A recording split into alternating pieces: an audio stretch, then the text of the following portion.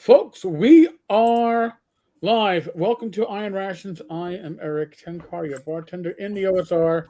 The avatar to my screen right is none other than Joe the Lawyer, who you Hello, see hello. twice a month. And below us, in no particular order, but our literally our gaming buddies, since we game with them on a regular basis. Mm-hmm. On the left side, Matt Mapper Extraordinaire. Don't call him Dyson. Oh, Jesus. Already? I literally was going to make a sign that said, don't say his name. But... No, listen. I am the Antichrist as far as he's concerned. So you're man. Yeah. It's like an imp. We can get into that later. But Marva. You got to rank a little bit higher. And next to Matt, and by the way, I joke on Matt. We pick on Matt. But Matt is, honest to God, the best mapper I have seen when it comes to OSR stuff, bar none. Right? That's why we pick on him, because he's ours. And it's like Welcome Back Cotter. Welcome Back Cotter. We tease him a lot because, the same thing, right? Yeah. And next to Matt, below Joe, again, for no particular reason, is Rob Conley. Rob Conley, Bat in the Attic. I covered Black Marsh on a video, I believe, last week. Rob puts out some amazing content, which I'm sure we'll talk about both of their contents at some point. And he's an awesome mapper, too. Don't forget about that. Yes, was it a Greyhawk map? But Rob is the person to go to if you are looking for an outdoor map, if you are looking for somebody that can make heads or tails out of the wilderness maps from Judges Guild and detail that down to the itty bittiest. That would be. Can I do this on the screen? Yes, that would be Rob, kind of pointing the right way. If you want dungeon maps, it would be Matt. If you want no maps whatsoever, it would be Tenkar. Yeah. My Roll20 mapping thing is I just take the little draw tool and I say it looks something like this, while going. I'm sorry. If I want to do a map and I'll use the one-page dungeon by Whatabout on itch.io. It generates the random dungeon maps. And if I just hit it like 17, 18, 20 times and pay attention, I'll find one that I could probably figure out what I want to use that one for. Because it'll look better than anything I could do and spend hours on it. I think, hasn't that the same developer that made that? I think they've made a town one and I think also a continent one now, haven't they? Oh, they have one that does large islands or seacoasts. What's and this program called? Towns and cities, I believe. What is this hexographer? That guy? No. Wait, Joe, you don't know about? Oh my gosh, Joe would be all over this. Oh, dude. I think I'm on his Patreon. I am. I actually I gave Ogla. Here, I'm gonna link it. Right, throw a link up. I'm gonna link it. That's a city. Watabu? Is that the one? It's yeah. Now, what's great about this is that everything that you generate is usable commercially. Wow. So I actually have I gave Bad Mike this, and Bad Mike's been using this to do one-page dungeons.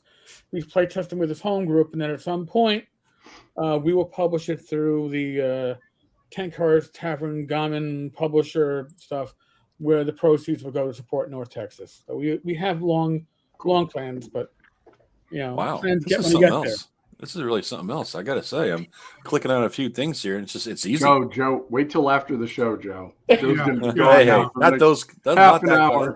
I would just say that you can export that as a PNG file, and you can export it as an SVG file, which you can bring into Illustrator or what I use, CorelDRAW, and you have full control. It saves hours of work.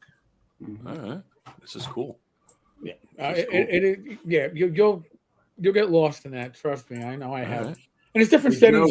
You can turn on the you can turn off the like the little additional descriptions that they give you if you don't like legends and names and Yeah. stuff. You could use that as the images for your video podcast if it ever materializes. Here Joe. we go. Yeah. It's coming. It's coming. I was telling him before the show, I called in the special forces tonight. I had dinner with my brother and his kids, and I said, kids, and I hold up my phone. I showed them an intro to a video of a YouTube guy, and I said, I want this. I want something like this. Can you make it? They're like, yeah. They could do that with blinking, it's like no problem. So all right, so I'm gonna get an intro thing now, so this is good. I got it's moving, it's progress. I'm gonna corral one or two of them this weekend and try to get it out of them. So yeah, this is maybe a good segue into what the hell we're talking about tonight, because I was the kid who always in the whole neighborhood came to me to hook up the VCR. I was that kid, right? They all came out, and now I'm the fucking moron who I got a new microwave tonight, and I had to read the fucking book to learn how to set the clock timer on it. I was like, this should be easy. And there was no, not intuitive, not easy. So I took the book, went to the bathroom, took a shit, reading the book how to set the clock timer. So yeah, so that's me. So with that being said, isn't set on my microwave, so I that being said, we're talking tonight about NFTs, because we got a game group chat. We go text chat that we do all the time, and we're talking about NFTs tonight. And Rob seemed to know what the fuck they were.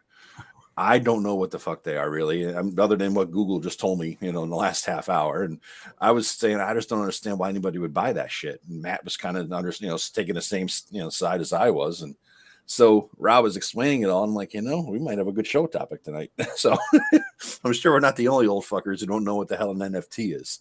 So right. it's and now, and part of why we are even bringing this up is because Chaosium pretty much announced now they're the biggest company to announce this, that they are going to be digital collectible app Vivi? The hell is that? This is even Vivi is a platform that enables this stuff.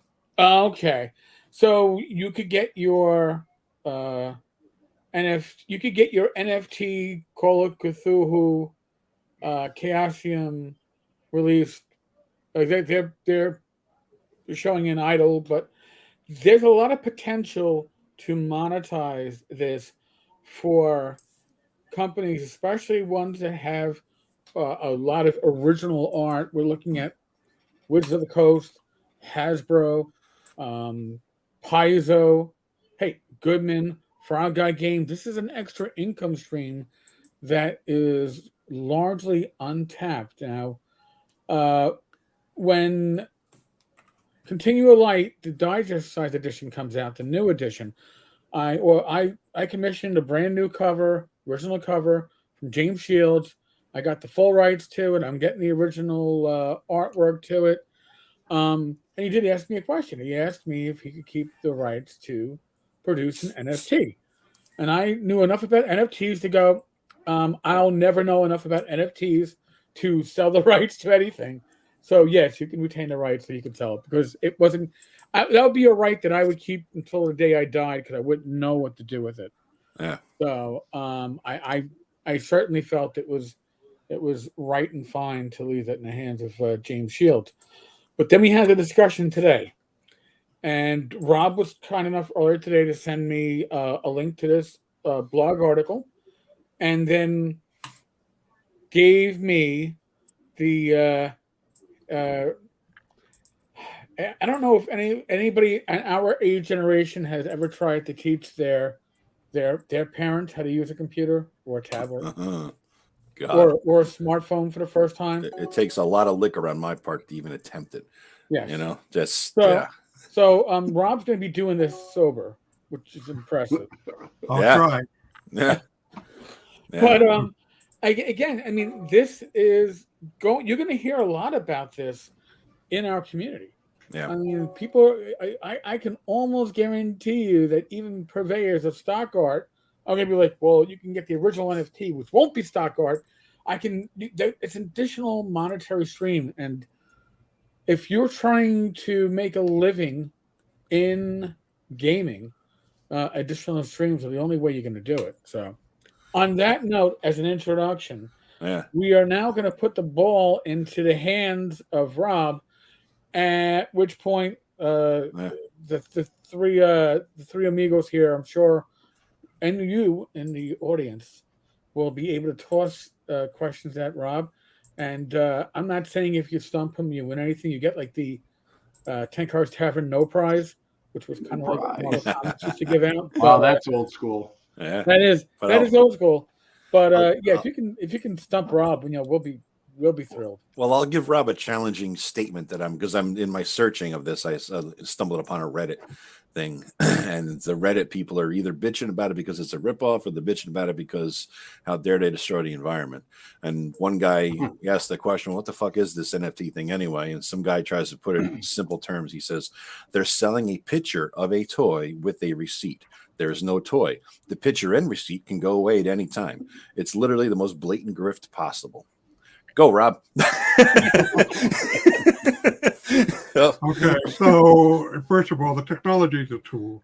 So I can use a hammer to kill somebody, or I can use a hammer to build a house. So keep that in mind when I talk about this stuff. So it starts with public key encryption.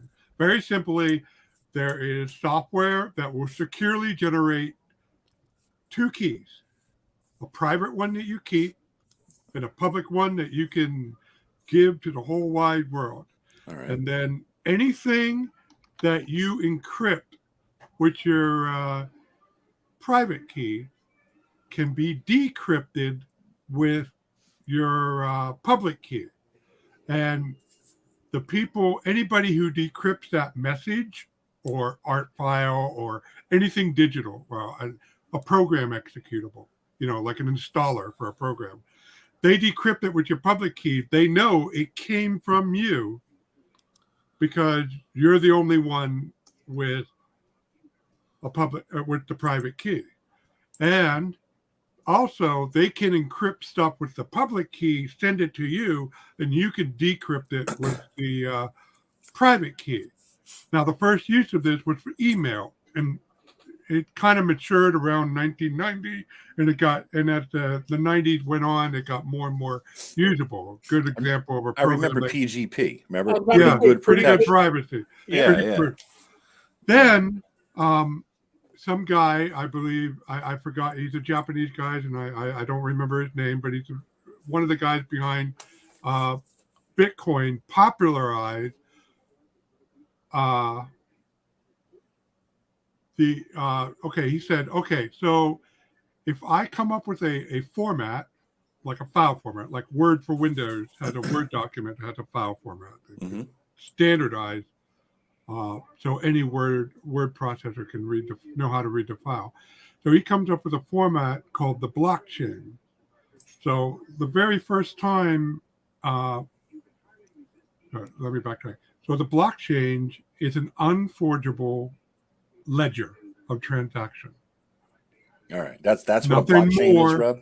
Yeah, that's all block. When somebody says blockchain, it just means that's the shit that keeps track of who bought what from who, where, when. right. And what it keeps track of depends on the blockchain.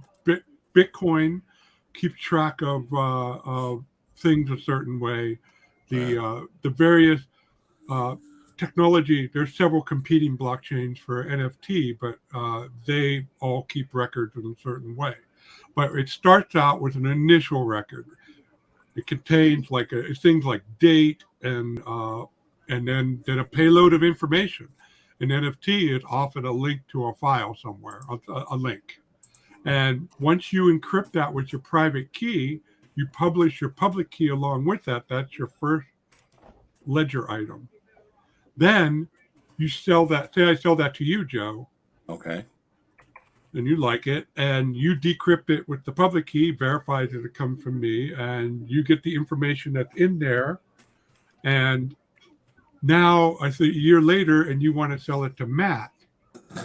Well, Matt gives you $10 for it, or excuse me, I'm sorry, Matt. You're only willing to pay $2. So Matt gives $2 Wow, you're a to cheap fuck, Cheap bastard. Joe. By the way, I don't. By the mean way, to- people, that came Oh, up I in our wouldn't know. private chat. So he said, why would I pay $2 for this? So Matt pays Joe $2 for this. Joe then in turn encrypts that transaction with his private key. And as part of that process, his public key will be part of it. Now Matt has it. So now that you got two records in there, we've got the initial record and Joe's transaction, both with public keys. So if Matt wanted to verify that everything's okay, he can decrypt your transaction with your public key, and he can decrypt my transaction with my public key, and it's a record of everything that's in there. Then Matt sells it for Joe for $3, making a profit,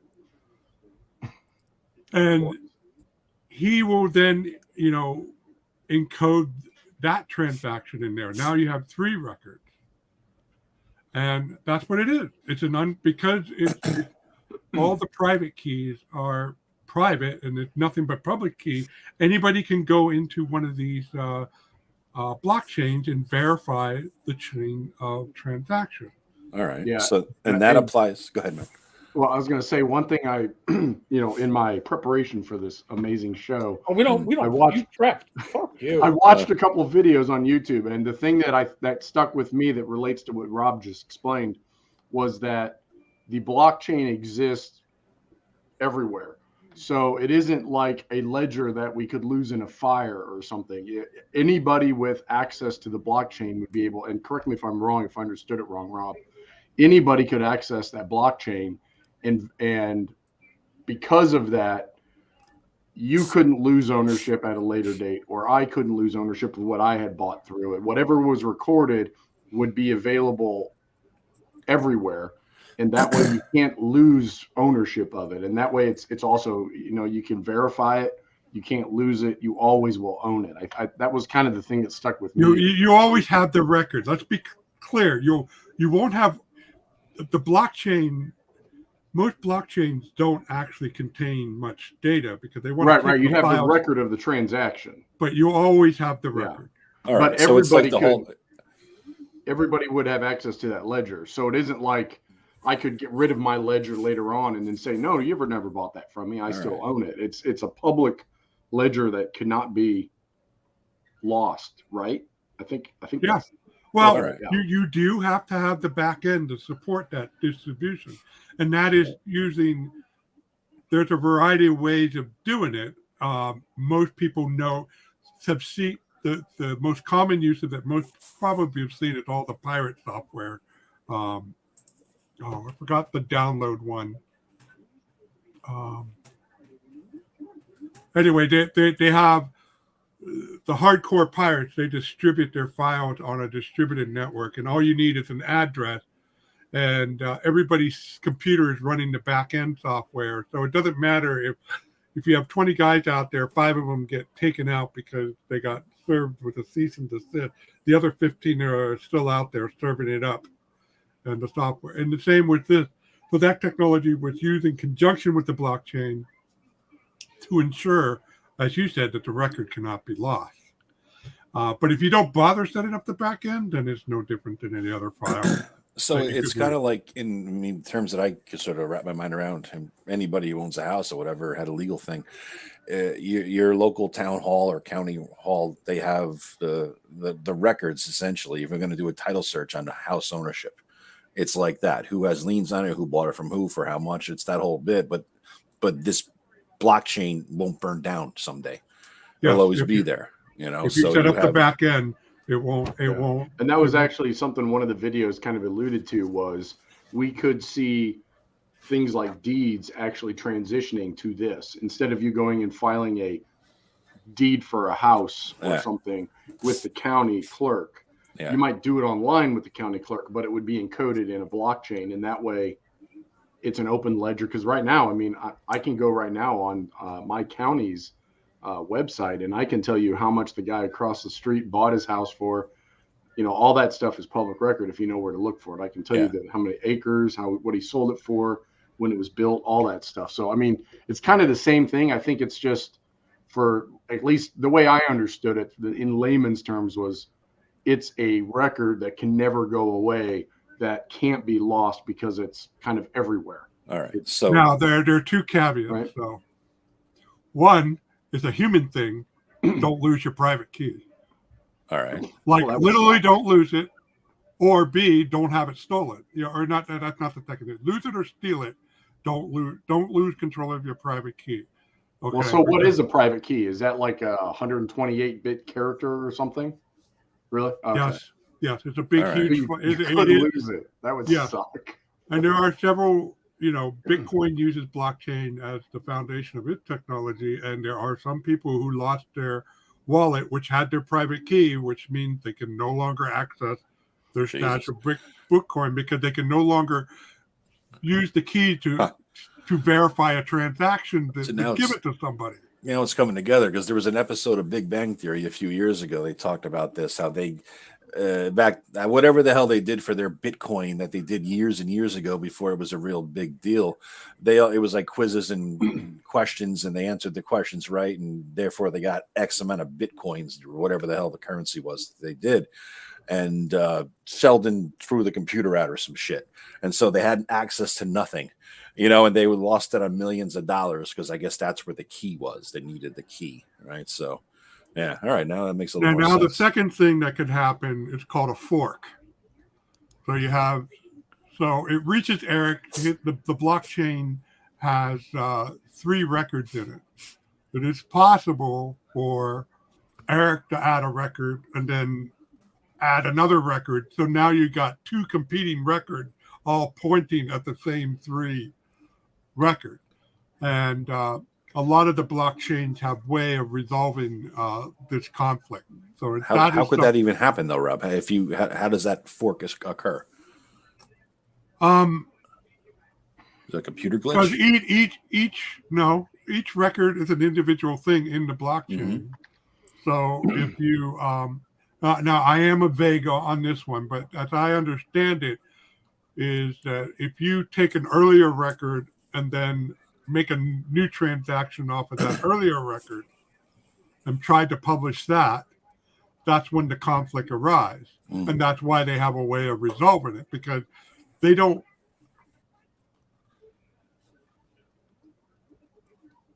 how I put this, the information has to be uploaded.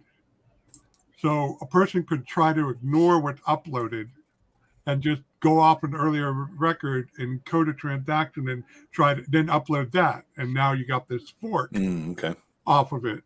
But it's, like I said, I mean, it's the chain of custody is clear in both forks. So there are ways of resolving it. Bitcoin uses a weight algorithm to resolve the conflict that works pretty well. Everybody seems to be happy with that because, like I said, I'm pretty vague on this part. I just know it can happen. But so I have a question for you, Rob. What? So related to what was it? Chaosium? I don't know how you pronounce it. The weird Cthulhu company. Yeah, Chaosium. Yeah, okay. Chaosium. The Chaosium. Chaosium. Anyway, so they made some 3D objects and, got a non-fungible, what is a goofy ass word, is fungible token for it, and then are selling these. Right. So that is a unique instance of this particular file that is of Cthulhu with a token that says this one was originally owned by the company and now it is owned by Bob. So right. Well, now they probably have a signature of the file in there. In other words, okay. You can take. So I know Bob, right? I know Bob, and I sneak into Bob's house because I have major Cthulhu envy, and I want a damn copy of this. Don't we all? Don't we all? I want a copy of this 3D file. So I go into his computer and I swipe a copy. I go in there with the USB drive, copy the file, and I go home to my computer.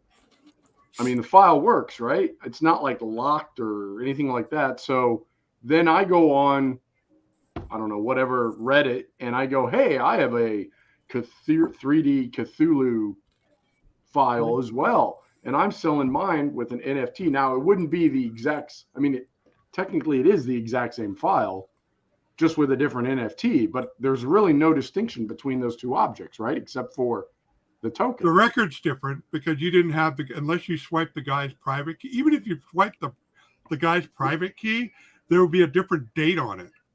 Okay. You would have but to for really all do intents and purposes, that 3D file is the same as the other 3D file, right? Right, and that's where human factors come in. Now it's all about reputation. Okay, so in order for you to you stole that file, you're going to make your own NFT, but can you pass yourself off as the artist?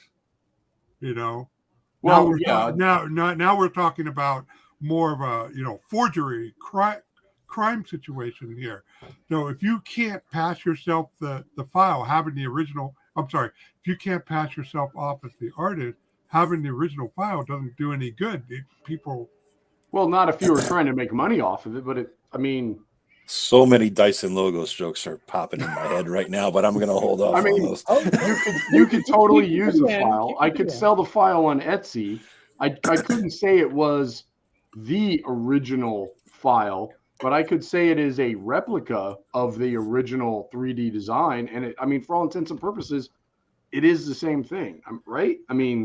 Sure. If you broke into Picasso's house and scanned his original painting to the point where you can actually reproduce the actual 3D texture of the paint, and it would take a art expert to tell the difference between your copy and his.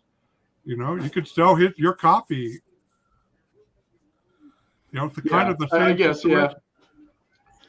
Yeah.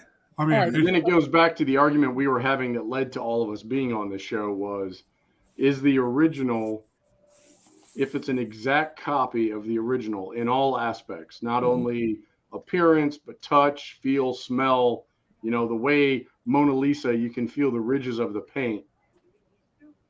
If it's an exact copy, doesn't make a difference. And like I said before, I am not a collector, so I really don't care. But when you get to certain things, it would be like saying, I have the original Gutenberg Bible, and then I have this copy that was made last year. For me, that is a massive distinction. For some people, it wouldn't be. So I think it kind of goes on to a little bit beyond just the technical aspects of it. I think it goes, I guess, the human element, like you were saying. Well, it's the human element that makes it collectible, right? You got to buy into it to make it collectible. If you look at it and go, if I own a PNG of the art, or I own an NFT of the art, does my appreciation change? And if you say, well, the PNG as my screensaver is going to make me a lot more happy and a lot more fun, then there's no intrinsic value to the NFT except for the fact that it's collectible. But if you don't accept the fact that it's collectible, it requires a buy-in, just like digital currency does. And I am invested in some digital currency, but I'm invested via PayPal, so I don't have to worry about the mindset of, I lost my encryption key. But now, here's something that is interesting that was brought up before, and Rob's pretty much said this. Your key, your personal key, is your key, but there's no identifier that says, hey, if you find this key, please return it to Rob Conley. If you lose your key, it is, unless you can find it again, what you own that was attached to that key, you will never recover, right? It becomes the purgatory of NFTs or digital currency or whatnot. It's not like if you have like money left in an account somewhere, after 2 or 3 years, it goes to the state, and then after the state holds on to it and earns interest for 2 or 3 years, then they go, oh, unclaimed funds. Yeah, go ahead and look, search for it. It's not going to show up. So this is, and there's another wrinkle too. Oh, go do tell that goes off what Matt said.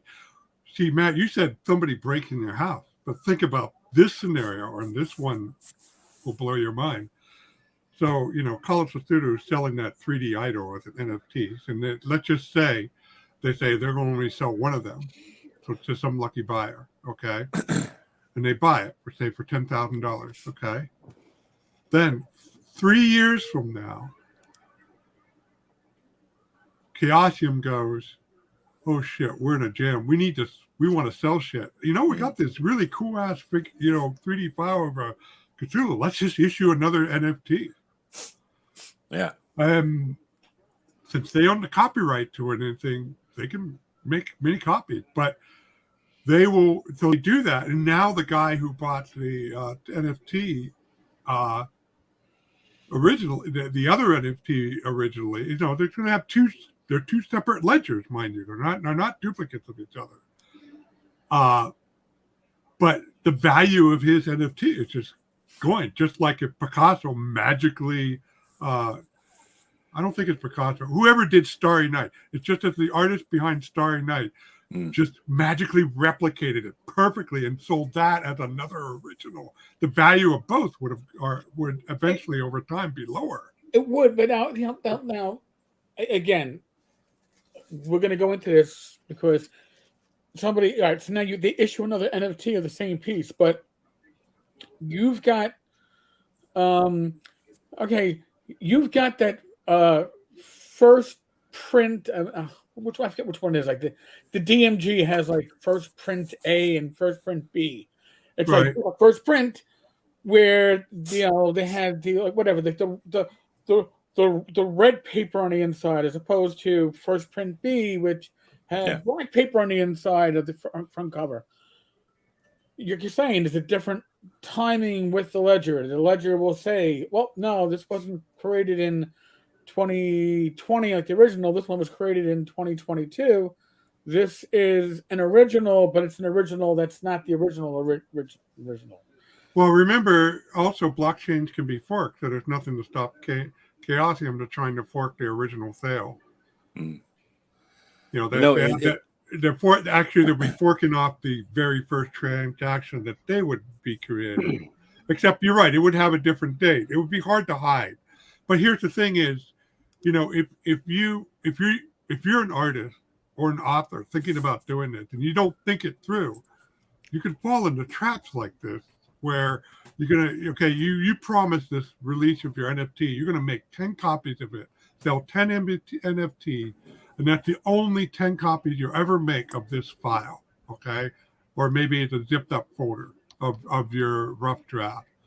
And then if you forget about that or something, and then years later decide to make 10 more copies for whatever reason, or just decided you forgot about, you did your NFT and you decide to make a compilation and just happened to include that file where you promised earlier, now you just got yourself in a jam. Maybe it's not a major jam, but still you went back on your promise that you made all those years ago, which when you said, I'm only going to have 10 copies. So Kevin in the chat's like, that preference for physical objects is what could derail the whole scheme for them. But I know what you're saying, and part of my soul wants to agree with you, but we are going to a digital virtual world in a lot of ways where the digital is as valuable. We're seeing this in some PDFs where they're asking for, $25 for the PDF and $30 for the print book. And people are balking at it, but then people are still buying it. So it becomes really, if there's only one unique NFT or two or whatever, if I've got listen, we buy signed and numbered prints, right? I think we've all done it. I have some Larry Elmore signed and numbered posters that are beautiful, but they're not unique. I have like one, out of 1,000, and the lower numbers are better. Now, can they do that with NFTs? Can they say, well, yeah, we're going to give 50 NFTs of this beautiful idol at Call of Cthulhu, and hey, your NFT is serial number 001, and it's going to probably appreciate more than number 100 or whatever. Is that possible, Rob? Yeah. Okay. Yeah, you could start off an NFT sale with saying, I have 50 copies of X, and that's what I'm going to sell. and you can tell which one is 1, 2, 3, 4. All right. See. So then, for people that are collectors, and again, some of us are. I'm a physical collector. I did a little crying over the last 2 weeks, clearing out old comic books and the gaming material.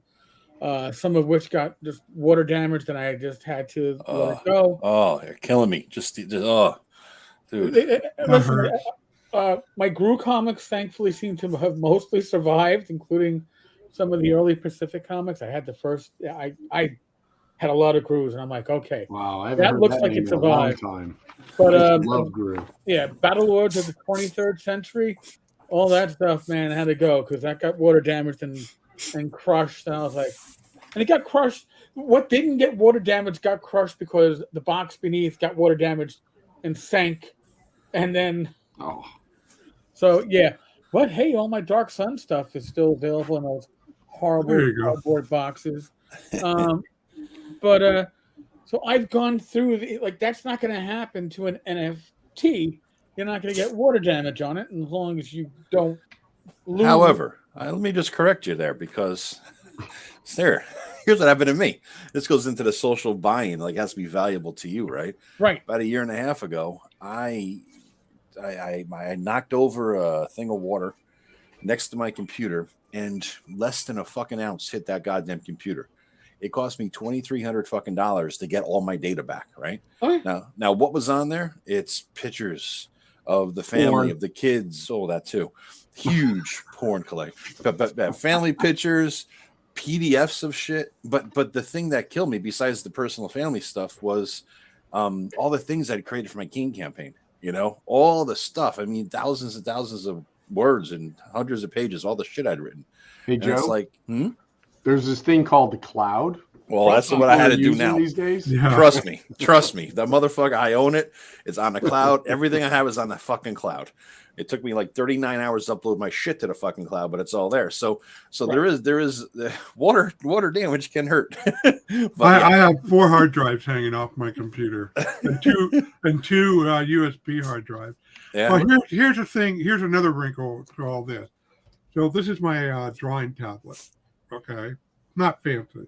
This is like $65, a bamboo tablet. But they make these where there's an actual computer screen, and they make pens that are just almost as sensitive as the real thing. Mm-hmm. And so there is never a point in time in that artist's production of a work of art where there wasn't an original, like Starry Night. There's an original of Starry Nights. Yeah. But there is an original of, for many of James Shield art, there right. isn't an original to be had. So that's it. They're left holding the bag. I mean, now here's the thing, though. When all of us are familiar, when we're making stuff for our campaigns, when we're doing stuff for publication, our working folder is littered with artifacts. Half draft. Maybe we got halfway in, and then we ditch half of that, so we start from a quarter way in, and now the result we felt is much better, but that other file still exists. Yeah. Right. So if I were to do that, say for Black Mark, I had like 7 drafts of Black Mark, okay, in various dates. Some people would like to collect that. If I could give them an assured way that it came from me, right, and if I'm willing to stake on my reputation that there's only going to be X copies of this out there, I could do that, and there would probably be value in that for somebody. Well, there is, because if you think about back in the old days, right? You hear about when so-and-so died, Fritz Leiber died, and his papers were given to the University of whatever the fuck in their archive material collection or whatever, right? And so what does that mean? His papers. It's like all the shit that was left behind that his family didn't want, but it was like the mail. It was like sketches of this, half a draft of that. It was all these things that normally would get thrown in a dumpster, but because he's Fritz Leiber, he's like, hey, this might have value to somebody somewhere down the line. As a researcher, somebody wants to dig into shit. I mean, look, they, what's his face went down to, whoever the hell did, the DCC Lankmar shit went down. Michael Curtis. Curtis explored that stuff. He went in there and did a deep dive to get into all of Fritz Leiber's shit, and he used all that information, a lot of shit that was never published, nobody knew about, to put out the Lenkmar DCC stuff. So there is value to that. But yeah, like you say, Ross, somebody might want that someday, because everything that we have, we're not going to leave behind papers, right? We're not going to leave shit like that. We're going to leave behind hard drives and clouds. That's what we're going to have. I did that. I went over to Ohio and researched John Glenn stuff for back when, in around 2000, when I was involved writing spacecraft simulators. Did you find the note where he said it was all a big scam? We never actually went to the moon. Anything in there about that? It was all in a sound studio in Long Island, New York. It was away from everything. I think he really wanted to fly Gemini, but really wanted to, but got sidetracked with my impression on some of the stuff. Right. Now we're talking about stuff, original stuff, people's working notes. Now, Ken St. Andre, if you follow him on Facebook, Ken's been auctioning stuff off on Facebook from his collection. And some of it is original unpublished work from the late 70s and the 80s. And I wound up... oh, good. Hi. Matt, you missed it. I forgot you were on webcam. That's... you missed it, Matt. Hi, Kellyanne. Hi, Kellyanne. They're all saying hi, Kellyanne. But so I actually won one of Ken St. Andre's original unpublished dungeons, done on the back of a piece of computer paper. Where it arrived today, and I'm looking at it, and I'm looking at it. I pull it out, and I'm like, I paid how much for a bunch of computer? I don't care. I'm thinking it's what then I opened it up, and then it's like, oh well, there, because back then, of course, you used whatever paper you had. And I was like, all right, now I understand that. For me, that's unique. That has value. Ken and credit. Ken signed it, created approximately 1980, sold 2022, and he signed it. So there is a continuity of ownership. You can prove the provenance, the provenance of it. I think at the bottom of it, it really is what we take value in. Because if you think about it, why is the Mona Lisa worth anything? Today we can say, well, it's because of who painted it and it's famous. And she's ugly. At some point, somebody saw it and was like, whoa, this is amazing. And then went, hey, Chuck, check this out. Hey, Sarah, check this out. And that's how we do art today. Think about like how many times a song or something is in a movie and no one's ever heard that damn song because it's some obscure artist that no one's ever even liked before. And then it's in a movie and all of a sudden it skyrockets up to the top 10 or something. And it's all in what we perceive value in, created by group consensus of what is valuable. Just like the stuff you said you just bought. Right. I bet I could walk around and ask everybody in my neighborhood, hey, you know who made this? This is worth something. And then I'll be like, who? I'd wipe my ass with that. That would be my parents. They'd be like, yeah. Who? And I'd be going to them. You remember 10 years ago when I was getting packages mailed to the house and you were looking at these old books that were coming in and like, how you spent like, I don't know, like $250 on Ken St. Andre's second edition of his play copy of second edition of Tunnels and Trolls, signed by Ken. I thought, for me, that is holy shit collectible. Yeah. To 99% of gamers even go, Tunnels and Trolls, why is that collectible? Because it's what I happen to collect and I happen to and enjoy collecting. I can see the appeal of NFTs, but not so much where I am going to look at it as something that I would invest in. And I think that's what NFTs come down to. There's an argument going on or discussion going on in the comments right now about PDFs and the price, not just the price of PDFs, but PDFs over print. And I am a huge advocate of the stores that do the brick and mortar, where you get I get the printed copy and I get a digital copy even if I go to my local game store. Yeah. Or if you're buying a print on demand, or if you go into Chaosium, you buy print, they give you the PDF with it. I'm a huge advocate for the print plus PDF because yes, I want that physical package. I want that book in my hand. But I'm going to tell you right now, odds are I'm reading it on my Apple iPad so my old eyes can pinch and zoom. I want that physical, and it's still in my mind. Now, here's the thing. If I run something at the game table, right, that's prepared, it's already, it's something I bought. Not I designed myself, something that I bought. And I have a printed version. Now, when we were younger, what did we do? You wrote in the original, right? You marked off the XP or hit points taken. I can go back to my original Temple of Elemental Evil, and I can see I ran it like 4 times, each time erasing the prior scratch marks that I made in it. Yep. Now I have a PDF. I print out what I need for the game session. Yep. And then I throw it out when I'm done. But I like to read the book. We were talking about this the other day too in our group. I want to read the book to learn the thing, right? But I'll use a PDF. I think we're talking to Greg, because Greg, being a youngin', he's about 10 years younger than most of us, I think, at least. At least. So Greg Christopher. So so basically we talk about everything in PDF, and like I maybe because this is how we grew up. I mean, with a book is the thing to learn from.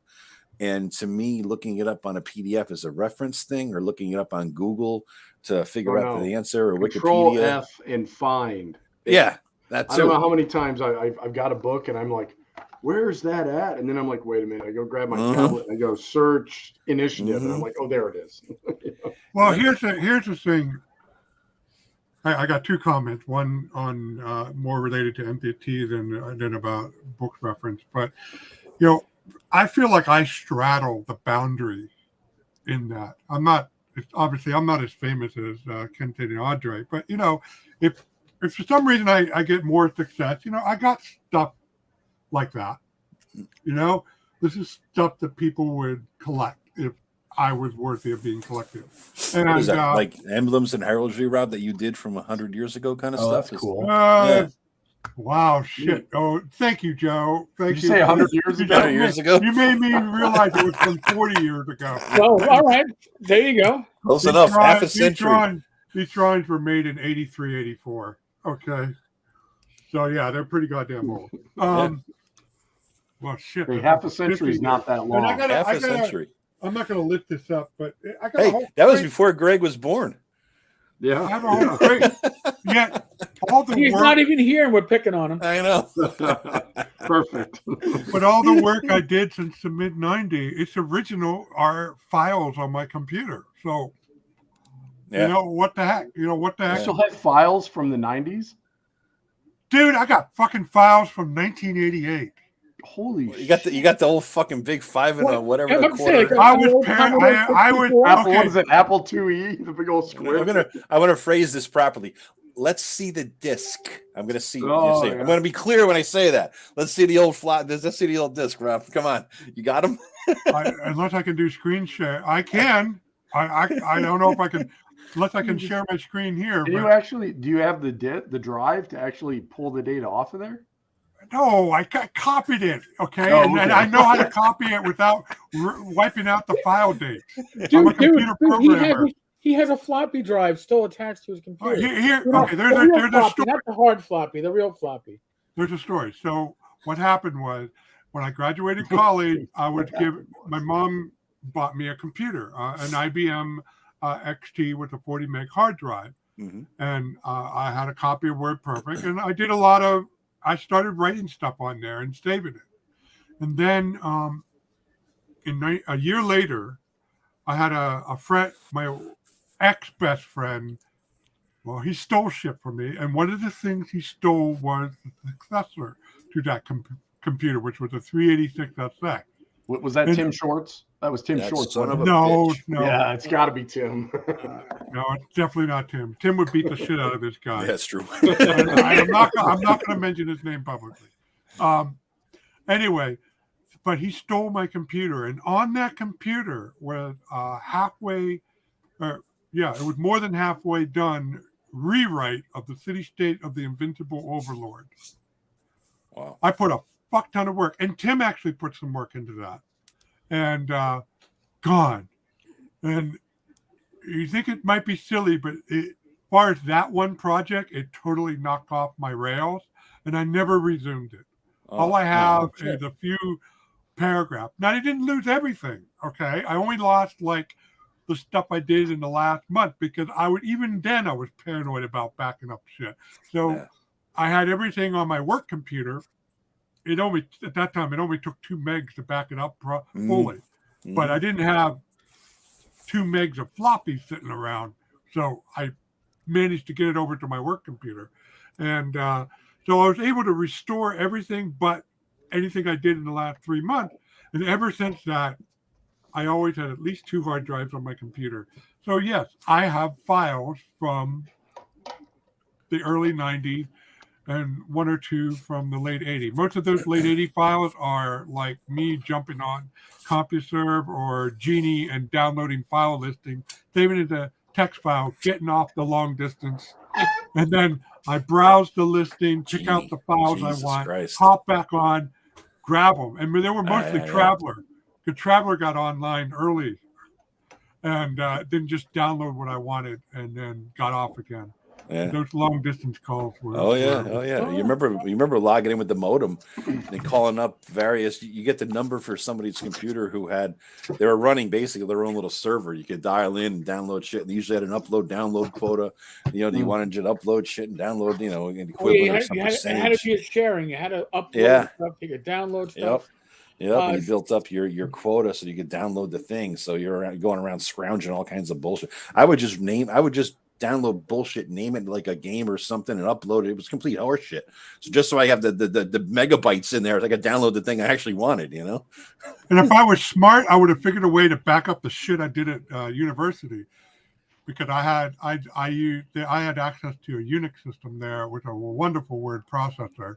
So I had a bunch of files. I still have printouts of the files, but I don't have the files. Napster files. That's awesome. Yeah. So as far as reference, I have an iPad. I have an Android. This is a cheap-ass Android tablet, but I have Android tablet. And I try to give a go at this. And you know what? I have 3 monitors here. The one I'm looking at right now with you guys on it and 2 over here. I will use PDF all day while I'm writing a campaign prep.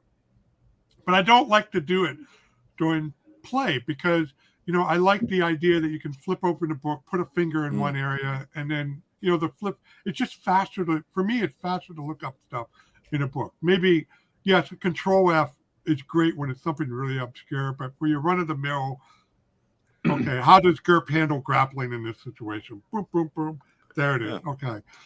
So what I did as a solution is when I found these mini binders, and I just had a blog post about it. Yeah, you did. I didn't look at it yet. I was wondering what the fuck it was. What is that? So this is like a 3-ring binder. Yeah. 3 rings. Right, make sure I get the camera. But it's digest size. And size of 3 rings. That's interesting. Yeah. Yeah, the regular. He just posted about it on his blog. Yeah, I didn't read it yet. Blogs? Yeah. I didn't blogs still exist, you motherfucker, right? Blogs is so viable. Relax. Hey, you're retired. You should have plenty of time to read all these blogs.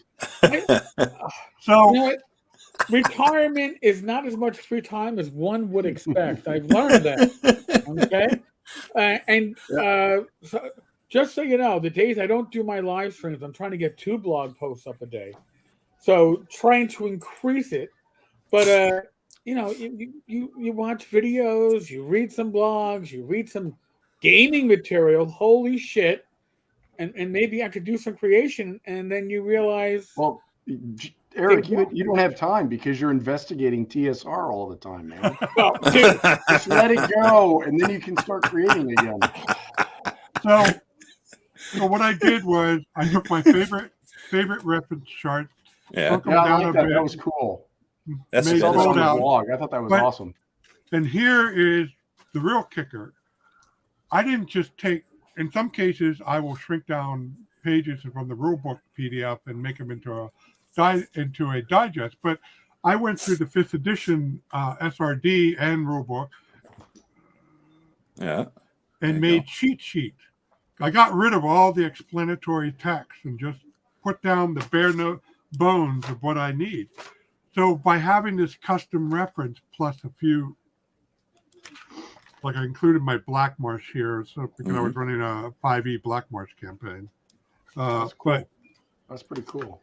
So, hey, so James is my a little secret sauce. concerned that tonight we're only talking about electronic copies and I guess the archival of those. So I've got a challenge for you three because I know, well, Joe probably can't because he's afraid to show his face. But I bet each one of you have an old campaign 3-ring binder, not the one you just showed us, Rob. Yeah. I bet you each have like maybe the very first one. I bet Rob has the first. All right, on hand. There it is. No, there's just 10 seconds. Oh, wait. It gets So what do you have in there? Do you have one, Eric? Well, do I have a binder like that? No, I have one of those. One of those like folders that you had in school, like the blue or the green or the red, and you put your papers on the one side and papers on the other side. The Trapper Keeper. I have whatever they. You're making me do this, guy. With the zipper. No zipper. Just Rob, shove it in. You're just like this is the grognard version of who's got the biggest dick. Yes. No. All right. You want me to tell you what happened to this? Okay, first of all, this is not obviously what I had back in the day. All these folders, yeah, I had to. Some of these stuff I had forever. But this was originally in a milk crate. And you can verify this with Tim, Matt. So I had a 1967 Dodge Polara, which was fucking older than Tim and Blaine. And one time we have a circle, an oval actually, for the center of town called the Diamond. One time I took that corner a bit Wait. You have a circle, or did you say an oval in the center of town called a diamond? Yes. Don't have. My brain sticks, is man. broke. They live in the sticks, dude. You just got to go with it. Don't know a diamond and an oval is not the same. All right. Okay. It's called the Diamond. Okay. All right. I didn't give it. It's not my fault. Matt, I'm going to put you in charge for a moment. I need more wine. Oh, okay. So anyway, I took the corner. I took a corner around the Diamond too fast, and my door flew open, and my crate went out there. So, oh shit! All my D&D stuff, first of 1991 or 2 or whatever, it was scattered across that road next to the Diamond. We got it all because Tim and Dwayne were with me, but it was They never let me forget that. Well, I will do when Eric comes back. Actually, I could do it right now. Actually, I still use the milk crates. All right, I could do this shit right now. I'll show you because I just had to go and find something. I was looking at my old. It's literally a milk crate, and I was trying to find something because I had done something in the 90s on the Nether Scrolls, and I'm doing something on the Nether Scrolls now in their game for my brother. I'm like, hey, I wrote something up about that. And it was pretty good if I remember right. I'm gonna go find that shit. So I did find it, and this is one of the oldest things that I have. Let me start my camera here. All right, there we go. Excellent. So this is an old fucking folder. Oh, Vortex's Temple, Gandalf's Tower, and Devos' Guild. Look, I mean, this thing is old as shit, right? Oh. So, when do you think that's from? this is from the late 80s. This stuff in here, okay, cool. When I had good handwriting, I had all my spells, all this all the spells he memorized, and there's my 10th level spells, and and the descriptions of ones I made up are all in here, and then I have. This is the stupidest fucking map I've ever seen. I don't know who the fuck did this. I'm gonna say it's my brother because I never do such a stupid ass map. But dude, you had to use up all the boxes. That's the whole thing. You did. That's the thing. Yeah, exactly. If you had graph paper, and when I found this small is my box graph paper, holy shit, it was evil. Yeah. Hey, wait, go back, Joe. The one that had all the little squares. Yeah, I don't know what the fuck that is, dude.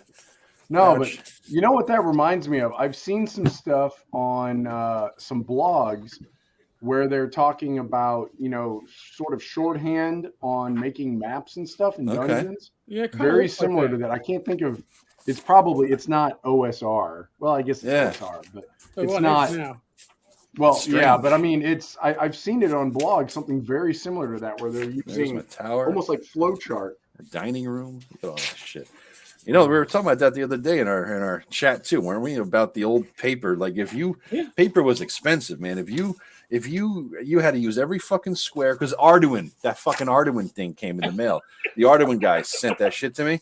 And thank you guys if you're listening and watching. I really appreciate it. They send me shit for free. I don't know why, and I do appreciate it. I guess because you were talking about it and whatnot, Eric. So, but Listen, Emperor's Choice.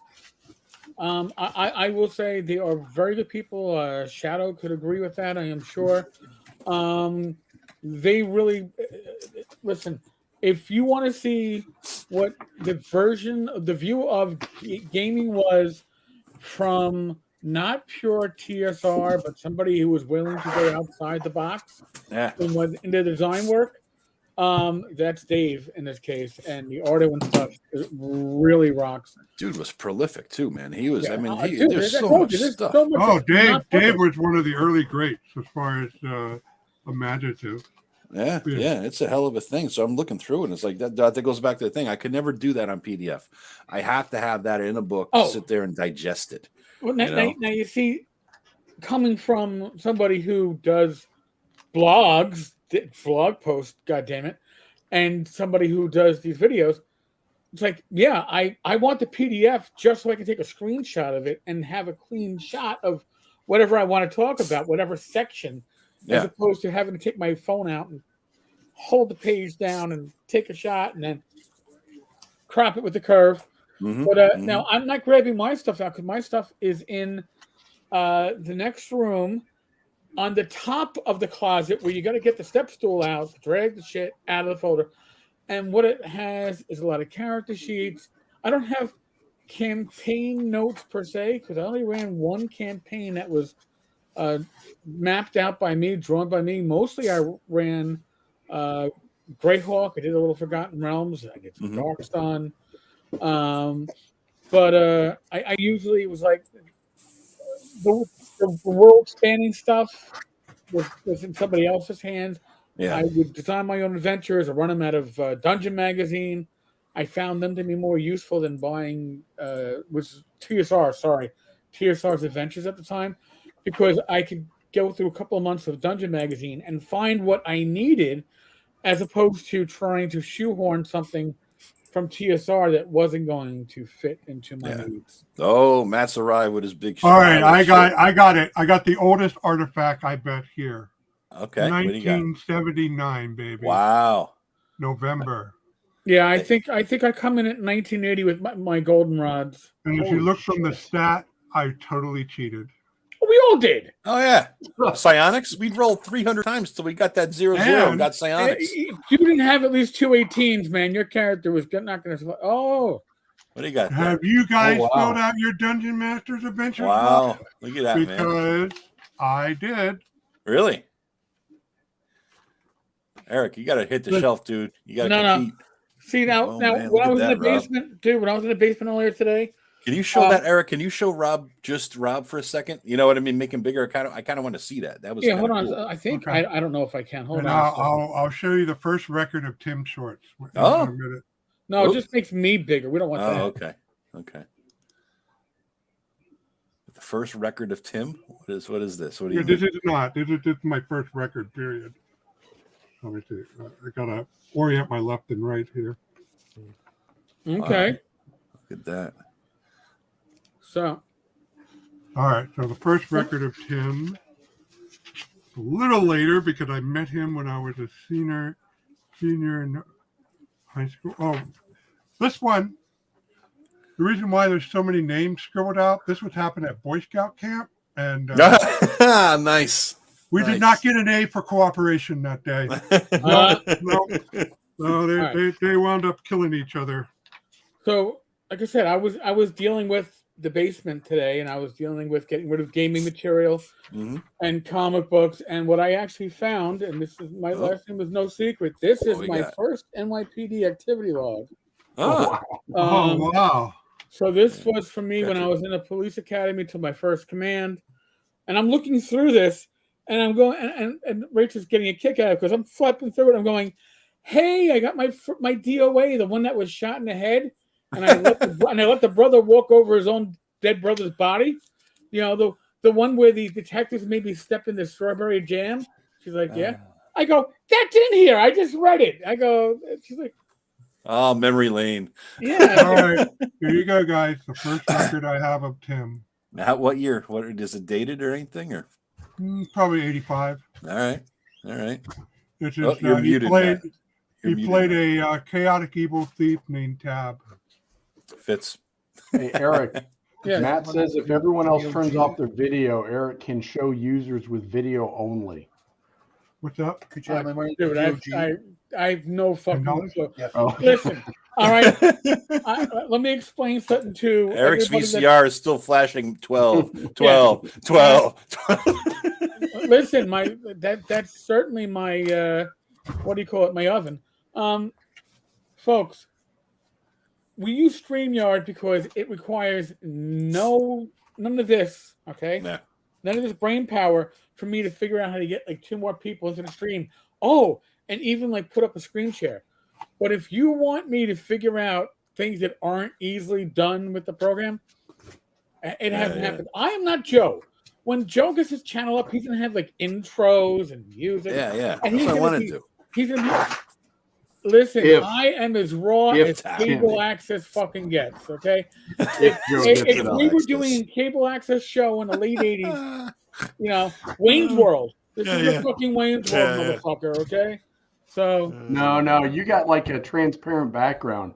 If you had like some ghetto like blanket hanging up behind you, then I'd feel like it's a little bit listen, more. I'm- like Here we I'm- go. real. I'm not I Peter do Green, my all right? background. Don't even Here. say What that. the hell do we got going on there, There Rob? you go. There There you you go. Yeah, cheap and easy background. Tim is in the house. Yes, we are talking Yep. shit about you, Tim. No, we already talked to Hey, Tim, you want in? Yeah, I was if you're- just showing them Tab, the character if I recall you don't remember playing. Tim, get yourself if you're ready, if you're up for it, dude, get yourself. Let us know. We'll send you a link. You can We jump don't in on have to this. send him a link. He just has to go into Joe's Discord server Oh, yeah. and go into the Monday night group, and then you'd find a link, and we'll bring you in. And Oh there's God, one some night we should requirement, all though. bomb. We The should all one bomb within Eric's the show. first 60 seconds. You must make a joke at Matt's expense. Otherwise, Yes, that's the rule. that is the rule. We've all No, done I it. think I steamrolled Matt. Matt, you had a folder in hand or something. Oh yeah, mine's no good. I I mean? went through a phase where I decided I didn't like games, and I got rid of all of my really old stuff. That one Suck. is from the early '90s, and it's all playing around with like I don't know Google or Microsoft Paint or something. There's no good maps. Whoa. It's all digital Microsoft files. Paint, dude. Come on, dude. I don't know what I use. No, you got to Oh. show it. Come on, I let's see have it. no Man. idea what it was. Let's see it. We gotta see it. Oh, it's embarrassing for somebody like you guys keep hyping up my map abilities, and now I'm Well, gonna your show map you. abilities are second to none. So we listen. We don't go smoke up your ass and then make fun of you. We make fun of you so we don't have to blow smoke up your ass. Oh, what do you Dude, got there? that's good shit. That's It's not good. Rob Conley quality, but it's good shit.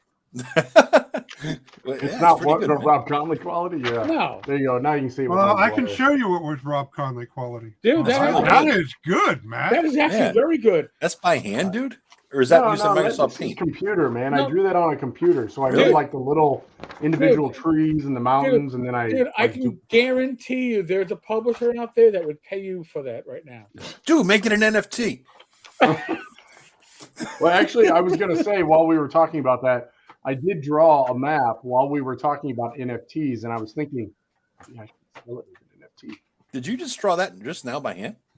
Yeah, while we were talking, yeah. You I started knew he and was finished. mapping. Oh, I that fucking is- See, knew look, it. it's on a 3x5 card that had my question to Rob about the 3D Oh shit! Dude, Chaosium. again, Can't let the paper NFT-able. go to waste, folks. Can't Any let the paper go to waste. available can become a map. Remember that though? We were talking about that in the chat about there was that really good piece of paper that you got from somewhere, right? Or usually you scrounged it from somewhere, or it's like, oh, I could use that, and so you saved it, right? I had Because a you wanted buddy to put whose the dad- special thing on that map. Yeah, You I wanted had to a use guy that who- paper for the big thing. His dad worked for Xerox, and he could get this most amazing. It was the blue graph paper, so Yeah. it wouldn't copy the graph when you Yeah, made yeah. copies of it. And that stuff was like gold. If I could get a hold of it, I mean, I would steal it from Dave's house. Sorry, Dave, if you're ever listening. Oh, I know to what this. you're talking about, because we had an office supply store, and they had this. They didn't have it rolled up. They kept it flat. And I would use. And it was Yeah, it was that one came on a big roll, and you could cut it whatever size you wanted. So Ooh, we that made like sounded when we nice. decided we were going to do big battles, we would roll out like he had a pretty big basement, and it was like I don't know, maybe 4 foot wide, and it was just I don't know hundreds of feet long.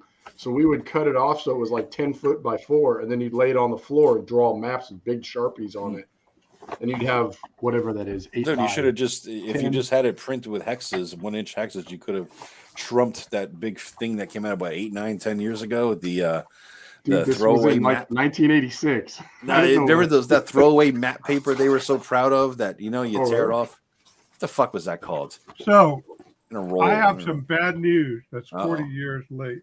Uh-oh. Uh-oh. 1987, my City State of the Invincible Overlord map fell apart. Ah, But not so much that I couldn't do something with it. So yeah. I did something with it. All right. I was a geography minor in addition to being a comp sci major, and I just got done with the cartography class and knew how to use light tables. So I redrew it Oh, by hand with technical Jesus. pencils. Oh my gosh. Jesus That's Christ, some dude. dedication. And I was smart. See, I didn't color this right away. Instead, the university had a blueprint photocopier. So I went there and got it photocopied so I can Cool. do stuff like this with the numbering and without making the original over busy. Cool. And then my maps fell apart. Getting a I common really- theme there, Rob. A lot of Yeah. falling apart over there. I used them a lot. I kept the same damn campaign. Dude, did you chew from the end of that map? I mean, it looks like. That's how old it. Well, no, actually, I think this one Mice got it. Oh, okay. Oh, I was right. Okay. Maybe I it was going to was. say it was like a design decision to make it look like No, gold. no, Yeah, maybe it mine's was gold. The mice ate it. That's awesome. If you left it in the attic, it would have been a bet. Just saying. It was left in an apartment that was functionally in an attic. Oh, Tim wants in now. Tim wants to join. Tim, go to my now my he wants to Discord. join. So anyway, Sorry, I read you this. And the invite expired. No, did it? just No. to complete Oh. the Okay. history, Go to Joe's Discord server. Go to the Monday night group. There is a link, and when you click on the link, you'll pop up on the bottom of my screen, and I will add you in. So now I had access to none of the shit. My access. What made me extremely popular in my group is my father worked for the phone company, and he had access to one thing that none of us had access to: A a phone? photocopy machine that nobody gave a fuck about. Oh, So I would Starfleet give him- battle. Please say you use it for. Oh Starfleet. no! I gave him my goldenrods. I would give him my goldenrods, and I give him one of each. But I would say the multi-class one, because that applies to anything. If in doubt, just make many copies of this. And he would Oh, yeah. stack Oh, yeah.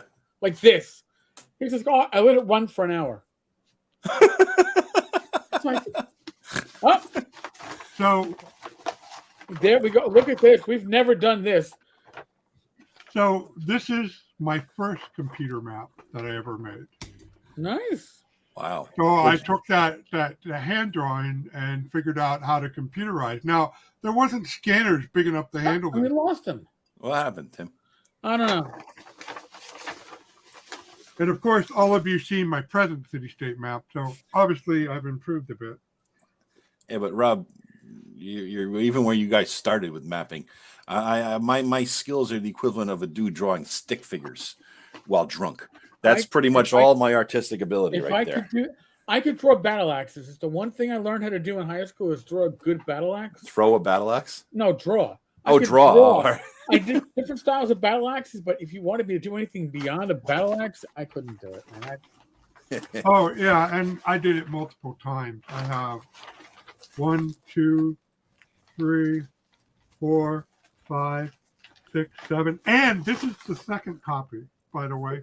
The first one I did like this. Right. There he is. Fell Let's apart. There we go. And then there's Tim. Tim, you there? All right, Tim can contradict I think me so. or don't. There you go. There he is. Hey, All Tim. right. There we go. My God, we've got Yep. a quorum. Can you hear me, guys? We've got a Okay. quorum. Yeah, we hear you Yeah. good. You hear us? We should You hear throw us, the Tim? whole- His headphones probably aren't working now. Yeah, you're I right. can hear you guys fine. Oh, you hear? Okay, Oh, cool. there you go. Yeah, yeah. I just All right, had we're I good. had YouTube and the Oh. studio running. and I was getting lots of you were noise. getting the echo effect and the time delay at the same time. I can barely handle you guys just one at a time. Listen, we can barely handle ourselves, all right? Right. I mean, listen, Joe and I juggling Matt and Rob at the same time, I can only imagine. you know. Yeah. It Yeah. didn't go off the rails. I was impressed. It was I and have it was no- informative, I think. I have no clue how that happened. Hey, I at this know. point, we should be breaking out the dice. We basically have. I know. Yeah, If gaming Greg group wasn't like on his little Valentine's trip, we could just have the whole group here. Yeah, that's the other sign that he's still young and newly married. He's taking his wife on a big Valentine's trip to fucking Paris or something, Paris. right? You say, Yeah. Yeah. So now Yeah. I just had to look behind me before I say this. So for Rach, I do what I do every year for Valentine's Day. She always gets it early. I go to this is not a promo post. I go to stevensinger.com and I order her a gold-plated rose. And you can't go wrong with a gold-plated rose. And it's not like flowers; it's like rot after a few days. She has her collection. She's been when we started dating. She's been getting this, so she has her collection. No, that's And great. and I was like, I don't need anything for Valentine's Day. So what am I getting for Valentine's Day? God bless her. I'm on now. I'm getting shirts, but apparently they're on my credit card. So she's laughing. Nice. She heard it. She's in the next Just room. giggling back there. Uh-oh. I hear the giggle. I hear. Yeah, I God. remember all those Rob Conley maps when they were kind of new and weren't rice or mice ridden. If you're gonna talk shit about me, Rach, you better come into the room. We all want to hear it. We'll back you. Yeah. Yeah, you go ahead. Tell them about the Dodge Polara and the great explosion. Wow. That was Oh. the Rob, when he used to be a traveling DM, I guess back then it was DM, and he had this. What was it? A Polaris? Yeah, Dodge Polaris, white. It was just like, probably 2 pounds short of a Sherman tank in size, and he kept all his gaming stuff in it. And when Rob came to your house to Game Master, he brought every fucking thing that he had, every book, every map. I mean, even if we were just playing Keep on the Borderlands and he had the little adventure module, he's bringing like 3 or 4 crates full of stuff, and that was one load. But he kept it all in this thing. Well, his Polaris was not like in the best condition because it was older, and he took a corner too fast one day around one of our Oh, the oval diamond, we know about it. Yeah, it's called the Oval diamond, but it's diamond and- oval shaped. Apparently. yes, and it exploded. His car, I don't know what the hell happened, but there was just all his gaming stuff was in the middle of our park in our city, and it was just flying everywhere. Would And have had a heart attack. oh yeah, well, we scrambled out of there, and even because Dwayne and I were in there, and we were. It hurt us even. So we Yeah. were out there with them scrambling to try to grab every piece of paper, running them down. We looked like crazy people running around grabbing all these pieces of paper and I maps. think you were young. You try that now, 50 Yeah, whatever years old. It's like, fuck it. It ain't worth the effort. I'm not getting out of the car. No, yeah, screw It's not- that. I can't bend over that many times in a row. No, yeah, I'm I had a out, lot yeah. of sorting to do that night, but we got everything back. So I Thank God it wasn't appreciate raining and snowing and shit, dude. I mean, No, Jesus. it was actually a nice day. So yeah, we lucked out on that. So, Holy but shit. yeah, it was just one of those fun, weird coincidences. That was you just kind of remember.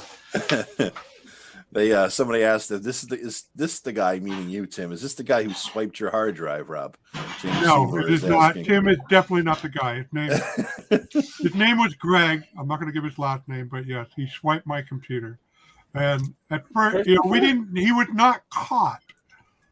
How did But Tim? then- First of and all, then Tim, a failure on your part, Tim. How did you not go after him and beat the fuck out of him? Because I would have broken him too much and probably got arrested. Because this guy is way too little, and back then I was just too, aggressive. He left town. Remember?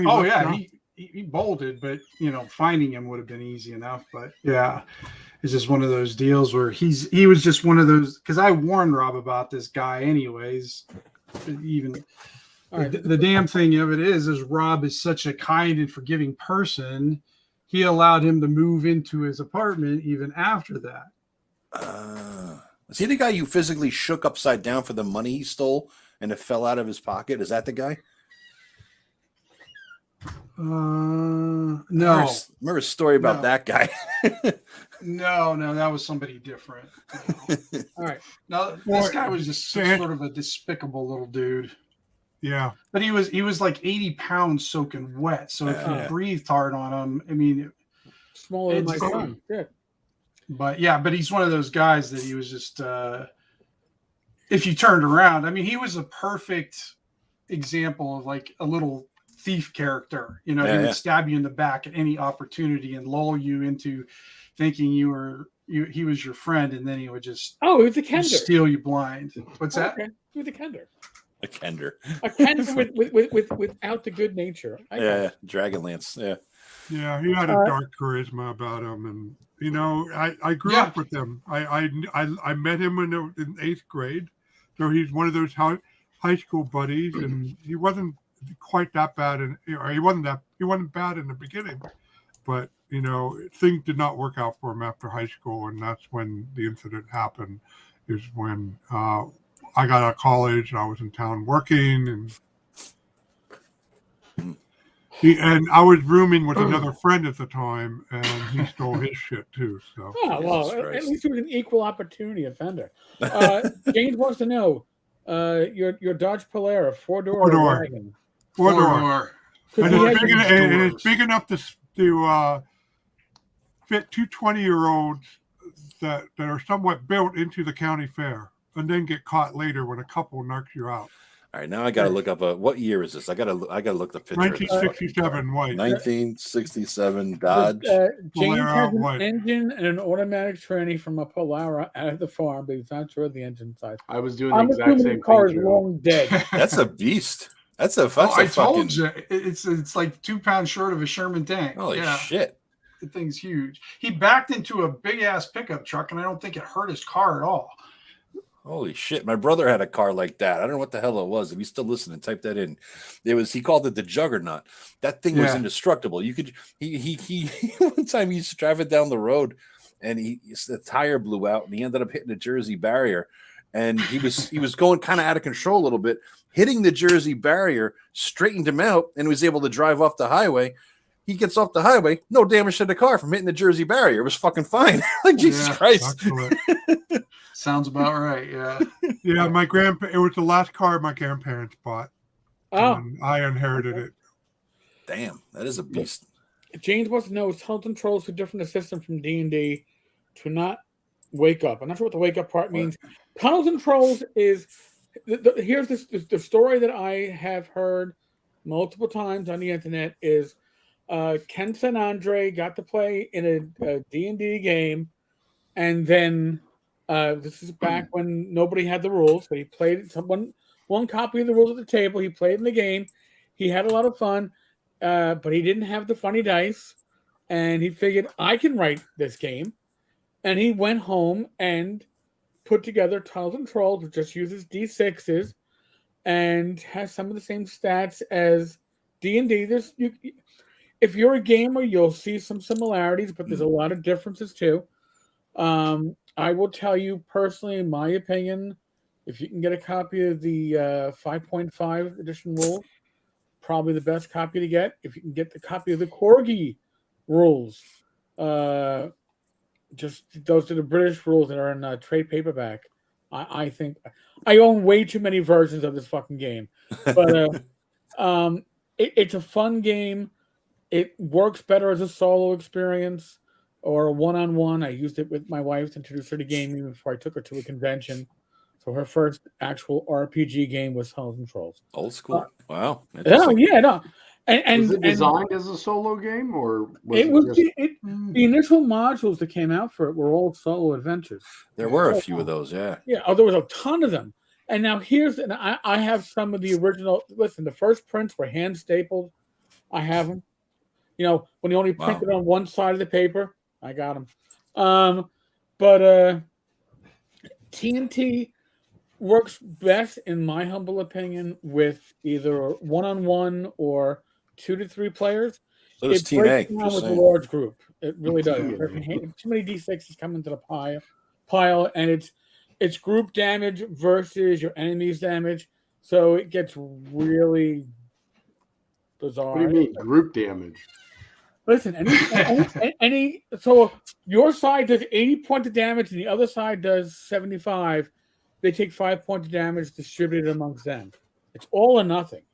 So one side takes damage, the other You side. take how much damage your side does and the side of the orcs, and you subtract them? You match them up. Who's got more?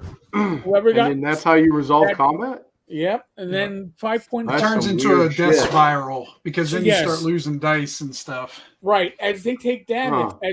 as the monsters take damage, doesn't affect the PCs. But when monsters start taking damage, their actual number of dice they roll start decreasing. It's like you lose a hit die, you lost. Sounds like Rhesus or Rhesus or however you're supposed to say It predates that by. Oh, yeah. Yeah. But again, it works good with small groups. When I first was introduced to it back in high school, probably I'm going to guess junior year, my friend Andrew D. I thought it was a shitty game, and who the fuck wants to play this shit? Really, I was like, I ain't playing this.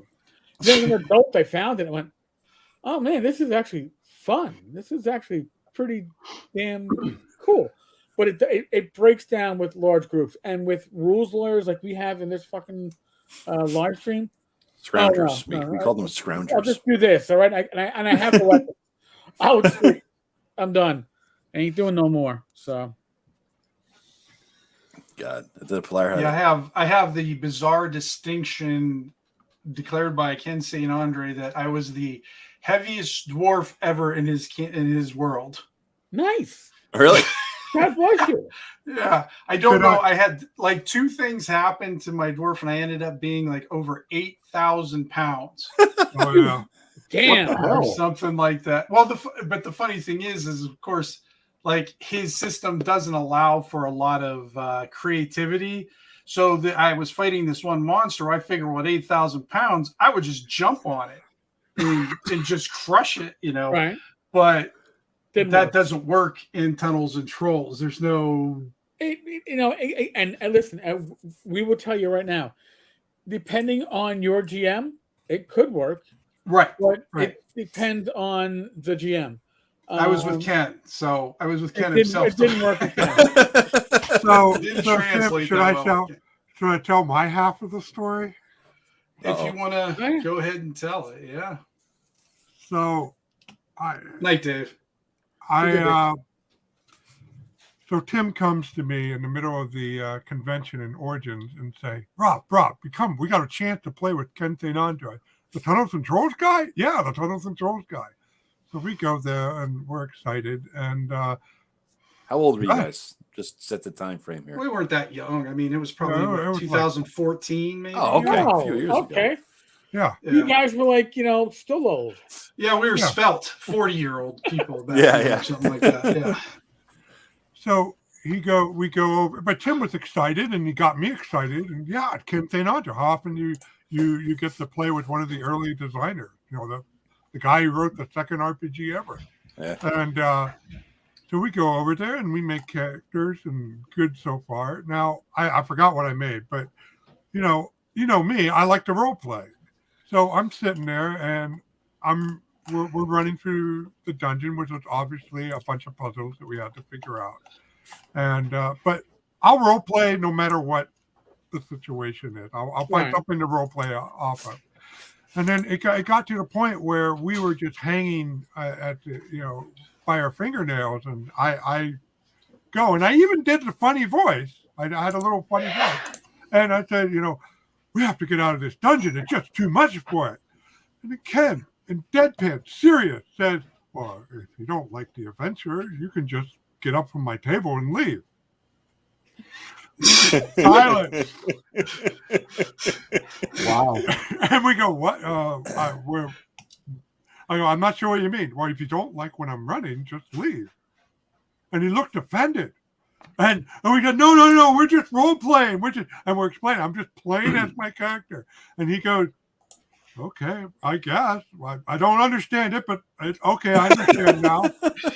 And then we went on to the adventure and wrapped up with the 8,000-pound dwarf. But yeah, I was a little gobsmacked that Ken St. Andre didn't quite seem to get the idea of role playing a character. I mean, Now, everybody comes into it from a different perspective. And yes, Right. TNT was a Flying Buffalo product. Flying Buffalo was bought out by, I forget who, upon the death of their owner. Yeah, I don't know. I should know. It's a company that Fiery Dragons. buys gaming IP. So I don't know what the future of Tunnels and Trolls holds. I do believe that Ken St. Andre is going to be doing some new Monsters material, which is the Monster good. version of TNT. excellent. But he's still alive. St. Andre's alive. Yeah, Ken is. All right. Okay. Rick Loomis is the one who died. Right. Rick Loomis okay. passed. He was the publisher. Mercenary Spies and Private Eyes is a TNT version of like Top Secret, but I think it does a better job doing Top Secret than Top Secret ever did. No offense to Merle Rasmussen, who I consider a friend, but I just think it handles the genre better than the initial system. But it's hard to find. I don't believe it's still. There was a Kickstarter to get it back in print, but that is fun. It's probably on Noble Knight, I guess. I would bet you it's on something's on Noble Knight for that. Yeah, right? I own way too much Tunnels and Trolls stuff that I don't play, but I just own it. They're collectible. Going back to collectible stuff, right? Yeah. Have Don't feel bad. There's a bunch of porn back there, so don't feel porn? bad. No, not porn, Harn. Oh, And Rob, I'm going to do this because I've been ordained at least 4 times on the internet. God bless you. It's a true blessing. Matt Jackson of all people. Kenton understated that my conception of TNT world was based on the Lord of the Rings as it would have been done by Marvel Comics. Go to the next one. Howard the Duck, right? I mean, it would have been. But RuneQuest already did that. Go to the next one because the statement finished. There you go. In 1974, with Conan, Elric, the Grey Mouser, and a host of bad guys thrown in. Take that, you fiend! Poor baby, folks. And don't take this out of context because there's really no context. You can put it in. It looks good, but there are a number of spells that when Corgi I think it was Corgi. When Corgi got the print rights for the UK, they looked at it and went, "Oh, poor baby for a heal spell? No, we got to change that." Take that, you fiend. That sounds silly.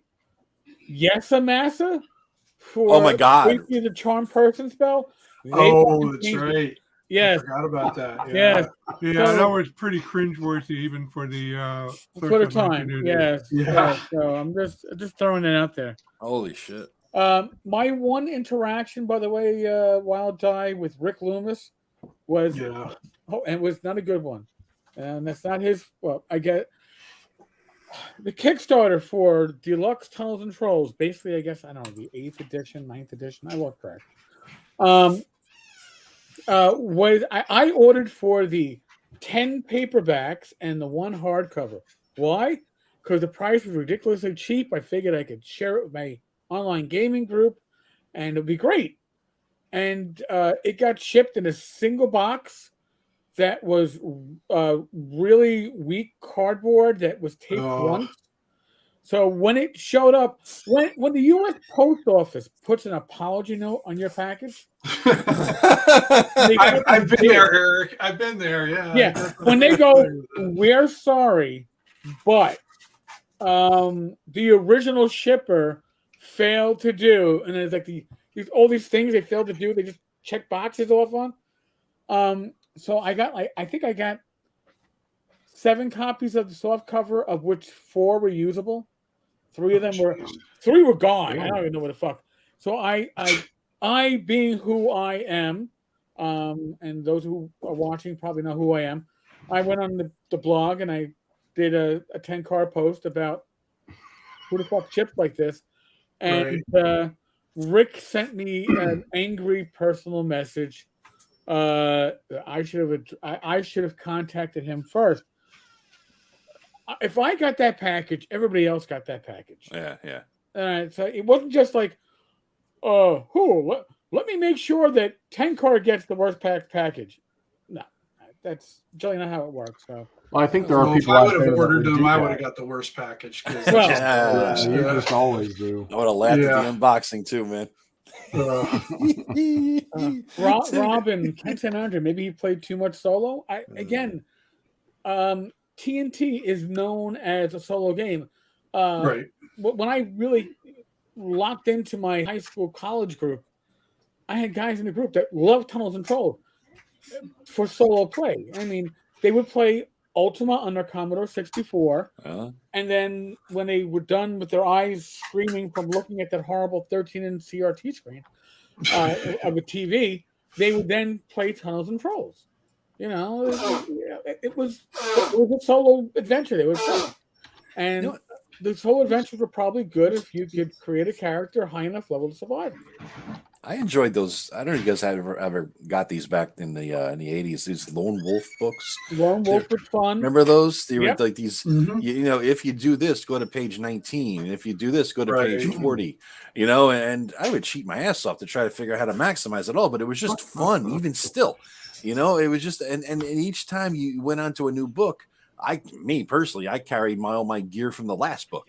You know what I mean? So I just kept leveling up. I just like, How Well, and even in solo play, huh? yeah, I'm not fucking amazing. around. there you go. What was So the you know name who of the had book that was solo before Lone Wolf? Was it Endless Quest or something like that? Endless Quest. No, I think the TSR had the Endless Quest series. TSR was Endless Quest. Yep. Those are the ones I read. I never read the Lone Wolf because I remember reading, like, I don't know, I had one of them and I'd read it on the school bus, going back and forth. And unlike Joe, I would like do the way you're supposed to do, but I died all the fucking time. So That's why I every cheated. I time- didn't want to die. I just tired of dying. Yeah. If I died, I went back a page. Well, Start it was that. I'll fun take the because left door now. I kept notes on the inside of the cover so I could figure out where I died at, so I didn't make this because I would start. Because I would forget which decision I made. Yeah. The best solo quest type books, in my opinion, were the ones that were put out by ICE. They were the MERP ones, and they were paperbacks, but they kind of used some hodgepodge of the MERP system. They were well written, and you could survive. What the fuck are you showing us, Matt? He's showing somebody's ass, and it's not Matt's. Matt, you know, you could just. The first edition PDF. I just downloaded. I was skimming through it because I've never seen it. Matt, do the share button on this fucking program, I StreamYards. can do that. Yeah, you hit know who share. else I put it up, has, yeah. you know who else had solo books? GURPS Conan. I have them all. I was Really? gonna, you know what, Rob? I hate That's to right. say it, you actually read my mind. I wanted to bring that up. There we Some go. of the best fuck is solo this? adventures I ever played were the GURPS solo adventures. Yeah, Okay. I have the second edition of. I have the. I think thanks to Tim, I think I have the reprint of this. That was a RPG Day freebie, or I have something that you gave me from TNT. But you know, It could be, yeah, because Yeah. I know I had a few things extra that I was sending out. Yeah. yeah, no, I mean, again, weird thing about Tunnels and Trolls, there are, I believe, 8 editions. The 6th edition was a pirated edition, believe it or not. So it exists, but it's not part of canon, I guess you could say. So, and then the 7th edition was produced by Fiery Dragon Press, who I think were best known for doing cardboard counters for your games when during the 3E era. But they did tins. They actually did tins for that's their funny. edition. Really? Oh yeah. First they did 7 and 7.5. It was tins for the first edition and boxes for the 7.5 edition. Again, Tins are I'm telling you right now, I own way too much Tunnels and Trolls stuff. I don't own an actual copy of first print. I don't own a copy of third print. But I have every You use version second print. of 5th edition that there's like multiple British editions, Right. multiple prints on the American side of 5 and 5.5. I own them all. It is damn scary. And when Rach married me, and I think I had a pretty good collection back then, she's like, "Do you actually play any of this?" I'm like, Tim, do you Don't ask that remember? question. Tim, do you That's remember verboten. survival? I'm sorry. No, go ahead, Rob. You remember Survival of the Fittest from Judges Guild? Survival of the Fittest. No, I don't. No, I don't think so. Okay. Choose Your Own Adventure. That's what it was. Yeah, that was the series. And then there was James who talked about the city books that Flying Buffalo did.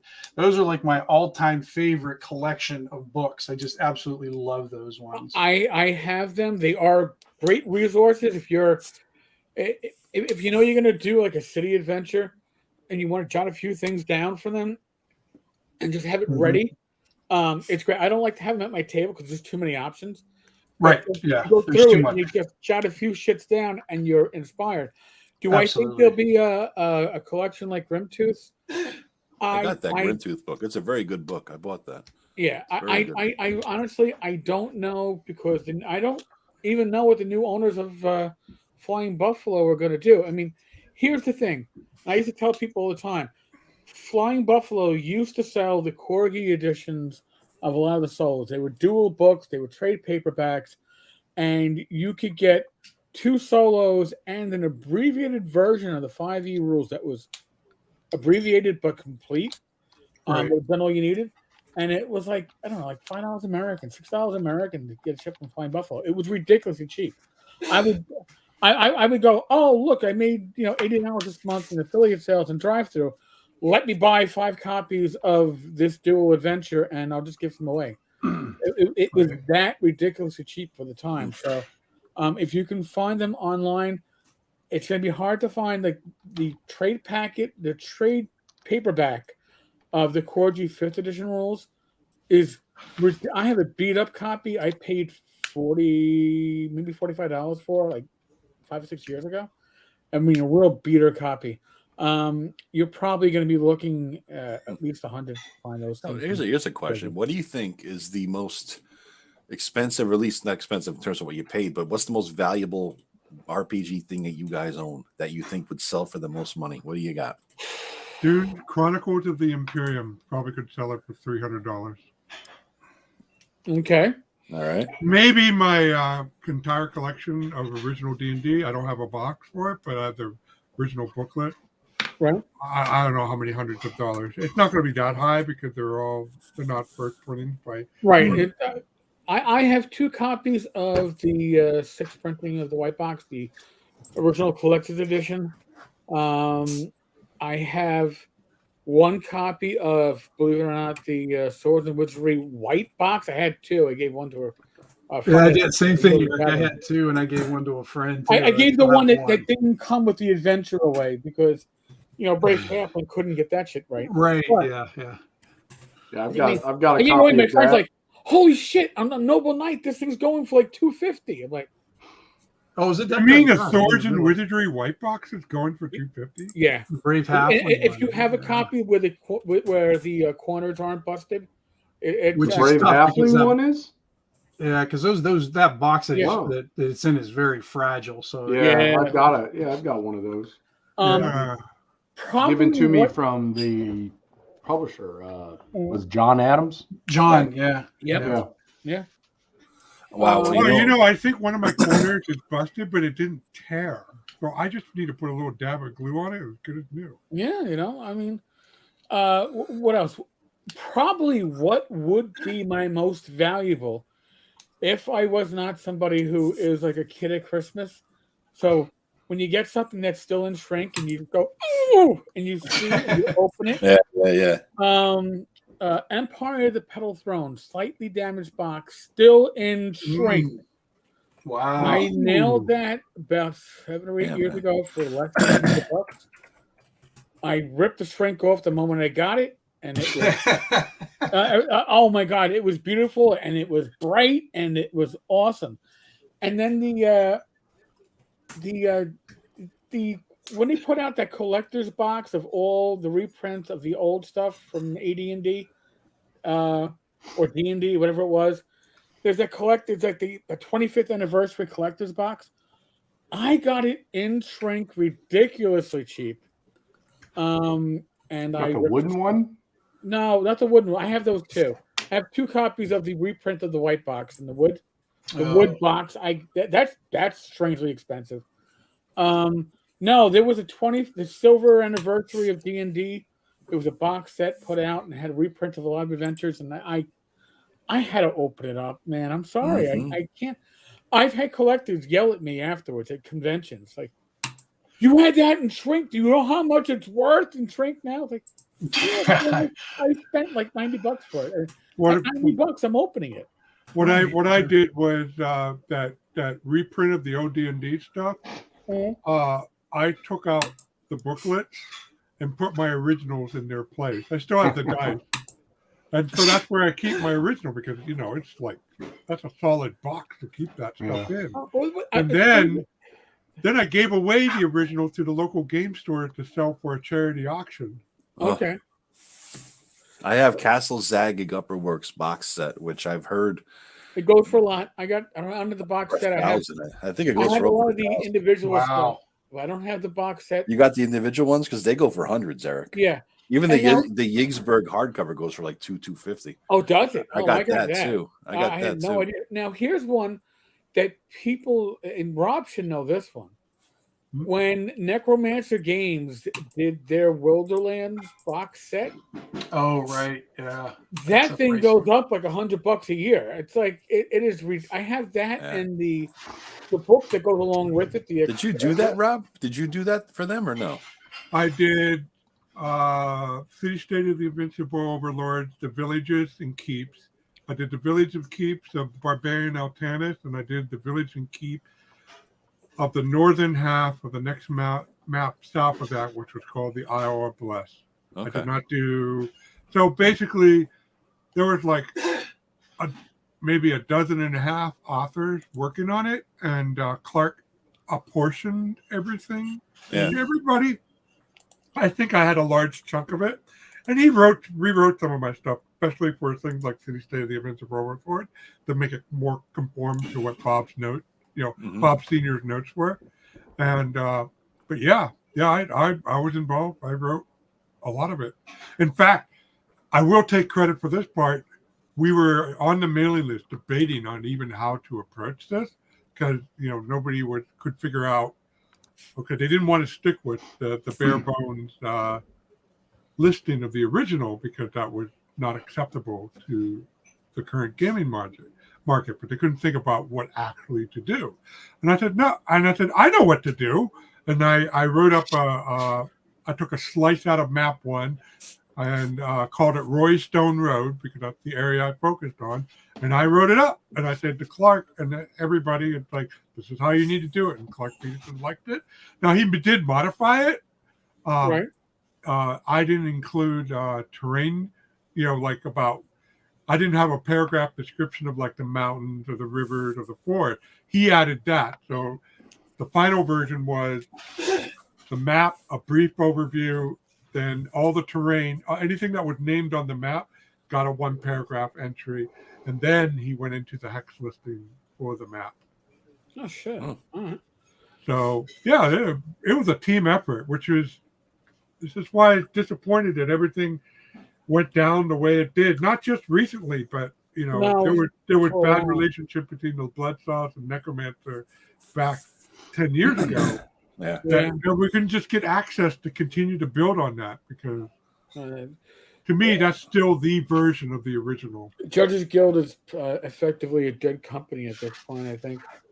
They should Shadow. just sell their shit. Do you remember the 2-player games where you told your opponent what page to turn to? It's, World War II Combat Engine. Matt says Ace of Aces. That's correct. But what was the other game that went along with that? You'd play the skeleton. You'd play Warrior. Yeah, Sword I seen them Sword advertised in the Dragon magazine. Never got it. from Nova Games. But what the hell was it called? I remember the company it was called. It was Nova Games. What was the name of that fucking game? 'Cause I still have a few somewhere. They were fun. So you sure it's Nova Games, right? Oh. Yeah, I'm pretty. That sounds right. Oh, You we guys got are all It is. you guys are all old. I don't know what the hell you're talking about. See, the Ace of Aces one actually gave you like almost like flip books. They were like long books. But the other ones were Lost Worlds. Worlds. Lost Worlds. That's it. There we go. so I'm not as old as all right. I'm not as senile as I might appear to be with this gray hair. But yeah, no. I think I grew up in like this bubble. Like the only games I saw was D&D, Me too. like TSR stuff. Yeah, me too. And the really sad thing is Judges Guild, literally one of their headquarters building was on the street that my great uncle lived on. I was born in the city. I didn't grow up there, but my whole family is from Decatur, Illinois. And I spent every summer there, and I never even heard of Judges Guild until like, I don't know, 2005, 2008 OSR, or me something. too. Oh, that's Yeah, Me too. and I had no idea, and I literally could have walked down the street, and you know, I was huge into like D&D growing up, Yeah. and like Star Frontiers and that kind of. So I was into the gaming community, but I had no connections, and I had no idea that I mean, I think at the time they were probably like one of, at least in America, like the second biggest gaming company. I could have walked down the street and walked into the freaking office. You could have done a dumpster no dive idea. and come up with some valuable shit. Yeah, I had no Here's idea. the thing. Judges Guild, I would go to the Complete Strategist in Manhattan. That's where you And got it. Judges Yeah. Guild was all at foot level, all right, Yeah. because it was printed on Yes. newsprint. Yeah. So you go in there and it was at foot level, and you look at it, and you look at Judges Guild, and then you look at like Jurgsburg, you know, whatever the fucking yellow covered non D&D game was, and you'd go, well, that's cheaper. Exactly. And if I'm gonna buy shit that isn't TSR, or you'd buy Mayfair, because Mayfair looked like D&D. Yeah, I remember quality Mayfair. stuff. Mayfair was good. They had Lich Lords. I liked that one. That was it was one of a few high level adventures. Lich Yeah, Lords. they're You know? Wow, tonight is humanoids. definitely the night of gaming porn. Everybody's showing Oh, their yeah. stuff. Yeah, so behind the space shuttle is the line of That just OSR, sounded then perfect. Judges Guild. All the papery stuff in the middle are Yeah. all Judges Guild modules. and Dude, stuff like as a book guy, you've got to stand those books up straight, man. Put something in there. You're gonna fuck the covers up. Come on, man. Get that shit right. You're What do you killing mean? me. They're still, they're standing straight. What are you No, talking about? some of that shit's leaning, man. Some of that shit's leaning over. Oh, Joe, yeah, Joe, these are Rob Conley copies. It's not going to make any difference. Yeah, Oh. it's not collectible. It's just collected. All right. Yes. Josh, to be honest, my 12-year-old self, Judges Guild stuff seemed cheap. It did. That it did to me too. And don't Yeah. get me wrong, I can still picture some of the Judges Guild stuff. And here's the problem with at the Complete. All right, it was at foot level, which meant that if people walked by and they were in those like comic book rack kind of things on foot Yeah. level, they would get dog-eared, right? So Yeah, you know they looked like shit, and you wouldn't buy it. And now, as an adult gamer who appreciates what that generation of gaming was, and that was quote old when I was looking at it in the mid '80s. Yeah. You're like, man, I should have bought that stuff. You know how much it would have been worth if I hadn't, and I didn't. And I saw it. I bought pretty much my only contact with gamers was the few geeks in high school I played with who taught it to me. Then I just played, with me and my brother and our friends we had, and my only contact with the greater gaming world was Walden Books and their fucking D&D corner, in the back. Well, that was it. If it didn't exist at Walden Books, it didn't exist in my personal universe. Bean And they had very limited was stuff. My gaming place until I got into Manhattan. That was it, man. Yeah. And Yeah. AB. They We only had wizardry. like a train and airplane model shop for a long time. Yeah, And it was State like Street a very model, and small what was the other one, Tim?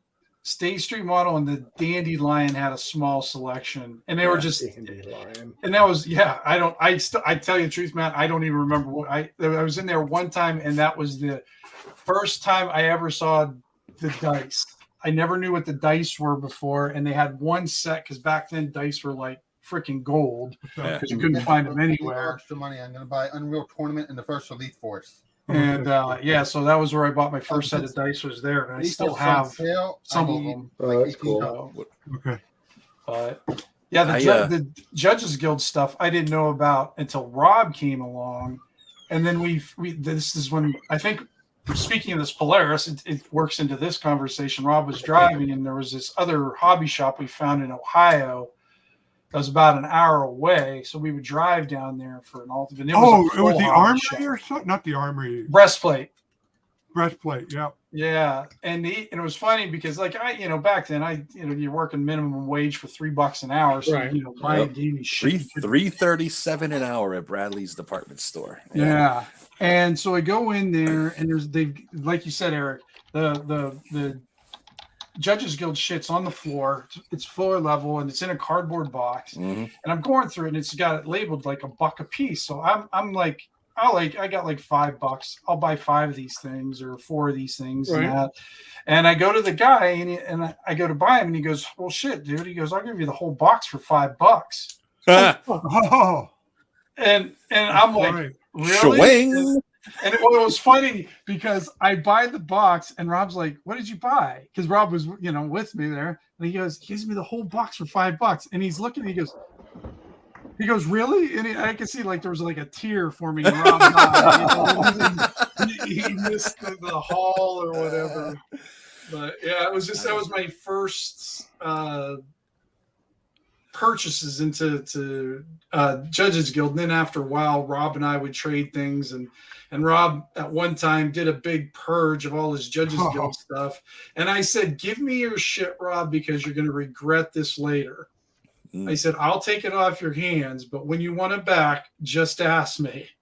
And I don't know, was it a year later, Rob, or something like that? Yeah, probably a year later. Yeah. Man, That was all. Tim saved my bacon there. man. In fact, it would have. Wow, that would have been an alternate timeline if that didn't happen. Damn. I wouldn't have all the Judges Guild stuff like I do now. So I- Joshua wants me to show my Harn stuff. I know. I put in this thing, show your tits, no. Rob. Huh? I mean, that's how I read it. Show us your tits, but failing that, I guess your Harn stuff. I mean, I'm sorry. What do we got there? Oh, I got everything in binders, but There's you go. a bunch of binders down there. There you go. this. I mean, how long have you my been collecting the vintage- Harn stuff, Rob? You've been collecting it from the beginning, haven't you? 1983, baby. Yeah. And that's probably when I got Yeah. mine, 83 or 84. But I think I bought one other supplement to Harn after that because it was just too fucking real. It's Yep. like, Yeah. all I've been right, doing the I don't- Kickstarters. It's kind of like you die of dysentery. It's like, what the? It's like, Oh, yeah. Well, we died of rainstorms and not being able to hunt a cow in a pasture. That's some high fantasy there. Yeah. Well, that was the tough thing because Harn, like you said, it was so realistic. The problem is you go from Dungeons and Dragons and then you go to Harn, you've got to change your mindset completely because that's a completely different way to play. And we weren't ready for that change back then. no. And, What and is that, Rob Rob? played it to the core because we were hiking through the rain and we kept on getting exhaustion. And then we you know, in Dungeons and Dragons, we never bought fucking rations. Nobody gives a shit about your food back then. You know, you just dead. Yeah. And then we didn't bring any in hard, and all of a sudden we're starving. Or I was like, we're starving. And I'm like, well, okay, there's a farm there, so we got to find a cow. So we'll hunt the cow in the pasture. Well, we couldn't track them down and everything. And so you couldn't find a cow in a pasture? Wait a minute. Rob's going to defend himself here, but don't believe a fucking word he says. It's all bullshit. Here it goes. All Here right? it goes. No, Go, Rob. they revised the hunting rules, so Tim has a point. Oh, The hunting rules they have now don't quite lead to the same outcome, although it is still possible. Hardmaster is the only RPG I know that, because of its combat system, generally gets players to role play more, because the heart of it is it doesn't have hit points. Instead, it describes each injury separately, and it sounds like a lot of paperwork. And it's a little record keeping, but it's not as bad as you think, because their character sheet is organized to handle that. But it tells you got a slash for your left eye. What the hell? Or a guy punches you and you get a major bruise on your upper arm. And for some reason, most of the players, when they get walked through this, they find out that it's not so hard to play. I mean, it's not like D&D, mind you, like classic D&D, but it's not like Chivalry and Sorcery Plus or Space Opera Plus. But so they start to get into it like, this guy's hurting me. I'm going to hurt him back. You fucker. Well, let me give him the follow-up to this, Rob. I don't know. You probably remember this. So we're talking about back in the mid-'90s when Gateway was the big computer company. Yeah. Remember how they used to ship boxes out in with like the cow colors. Yeah. Well, they would also give you a free T-shirt. So I gave it to Rob, so he would have this cow T-shirt, and he was big into the LARP. And I said, "Now we're gonna fucking hunt your ass in the pasture." Yeah. We're gonna see how hard it is to hunt the cow in the pasture. So I made him wear the Gateway T-shirt, and we ran his ass down. Yeah. All right, James. Let's see. Everybody remembers the first tabletop RPG, but can you trace your acquisition progression? I can only name AD&D, Player's Handbook, and DMG, and a nice set of dice from my parents for my birthday. And then my first non-D&D acquisition was Gamma World. And I was like, what the fuck? Hit points or done by Constitution? Right. What? Makes no sense. This shit is stupid. And I don't know what my third acquisition was, but that started, I guess, around, I don't know. So it gave me at 13. I probably got Gamma World at 15. And by the time I was 18, I had at least like 10 different RPGs. I don't know. I did the basic Menser box. The guys at school told me, this is 9th grade. The guys at school told me, listen, if you're going to do D&D, you got to start with the basic set and then you go to advanced, because that was the way of things, right? Man, that is the way. So I got the basic. I must have gotten it at Walden Books. I can't imagine either that or it was like, hey, Ma, for Christmas kind of thing, right? Because there's still money. I didn't have a lot of money. But so that was the first thing. The next thing had to be the Player's Handbook of AD&D. And soon after that, I remember lugging the Player's Handbook with the basic set because it was an aspirational thing. We're playing basic now, but soon we're going to get to the AD&D Player's Handbook. I just got to get the monster. I didn't get the monster manual to the end because I used the chart in the back. So I got the DMG second, the monster manual third and that was pretty much it. After that, it was just like book after book for D&D, but like whatever Walden Books had, there was nothing else at Walden Books other than D&D. So that's all I did. So I first encountered the details. I first encountered D&D when somebody teased about me. I had a friend in elementary school who treated me like shit when we moved on to 7th grade and junior high school. And the summer of Star Wars 77, I was walking home and he was waving what I now know as the white box set. And he was saying, I'm going to play D&D and you're not. And I said, whatever. and because he was rapidly turning into a snot, and I think he already achieved that by then. Yeah. yeah, and then he said, "I bet you don't know what D&D is," and I said, "Yes, I do," and I stomped back, and I didn't know what it was. I knew war games. I played war games quite a bit by that time, and but then thanks to Boy Scout, I quickly found out, saw the Monster Manual, saw the home box set. I'm not sure when I got my copy of home box set, but I do remember paying for the Player's Handbook, or splitting the cost of the Player's Handbook with a friend. It was like $12 or whatever, and that was a 12, big deal. 12 for the players, and the Monster Manual 15 for the Dungeon Master. Yeah. Right. And so we each split $6, and we rolled dice to see who would get to take it home first, and I won. And because even though we were versed in war game, we were still only 7th graders, 8th graders, and so we weren't quite up on the implications of the stuff, and we had a hard time figuring out what to do after 3rd level.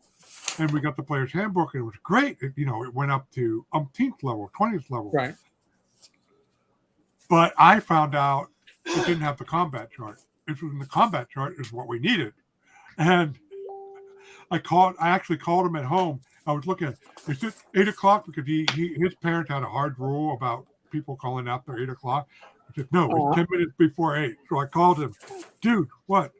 There's no combat chart. This is useless. What do you mean it's useless? There's no combat chart. And it was. We didn't have any combat chart. And we weren't experienced enough to know how to extrapolate it. So then that summer, I heard about the DMG coming out.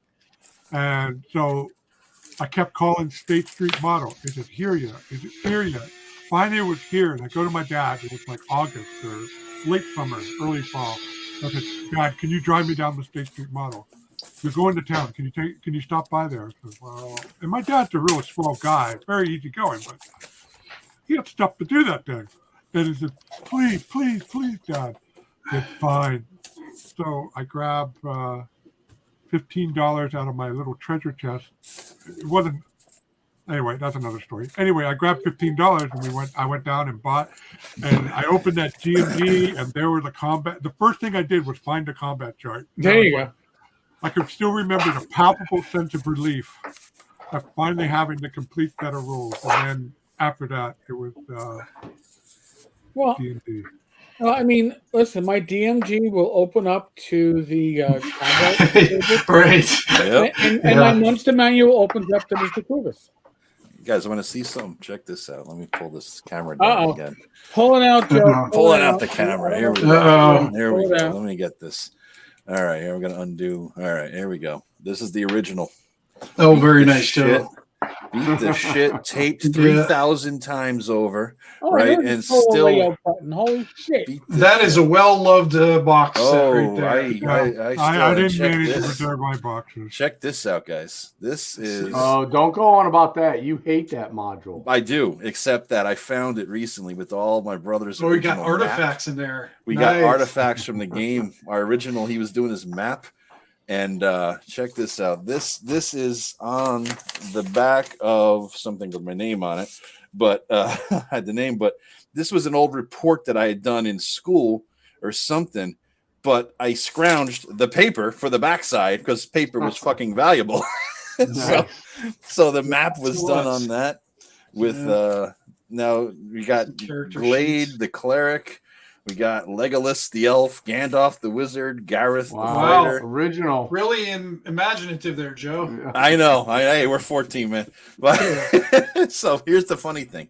I'm noticing this. I'm looking at the page, and I'm wondering how come it's like he looks stained, obviously, but erased. I don't know if you can see that. And I'm like, why the fuck? Oh, duh. Because character sheets were expensive, and I had to take the fucking book down to the fucking store, right? And for 15 cents a page, I had to copy that shit, right? On the cheap ass fucking copier. So I would take this down, copy it on the copier, but it was expensive. So once the character died, we literally erased the character off of the sheet. And, Right. and I remember saying, "Don't write it too dark. You're not going to be able to erase it." So that's what we had to do. That's hilarious. You know, Don't that write was too it. dark. Yeah, that's this thing is beat the fuck. It was the first thing I ever owned, though.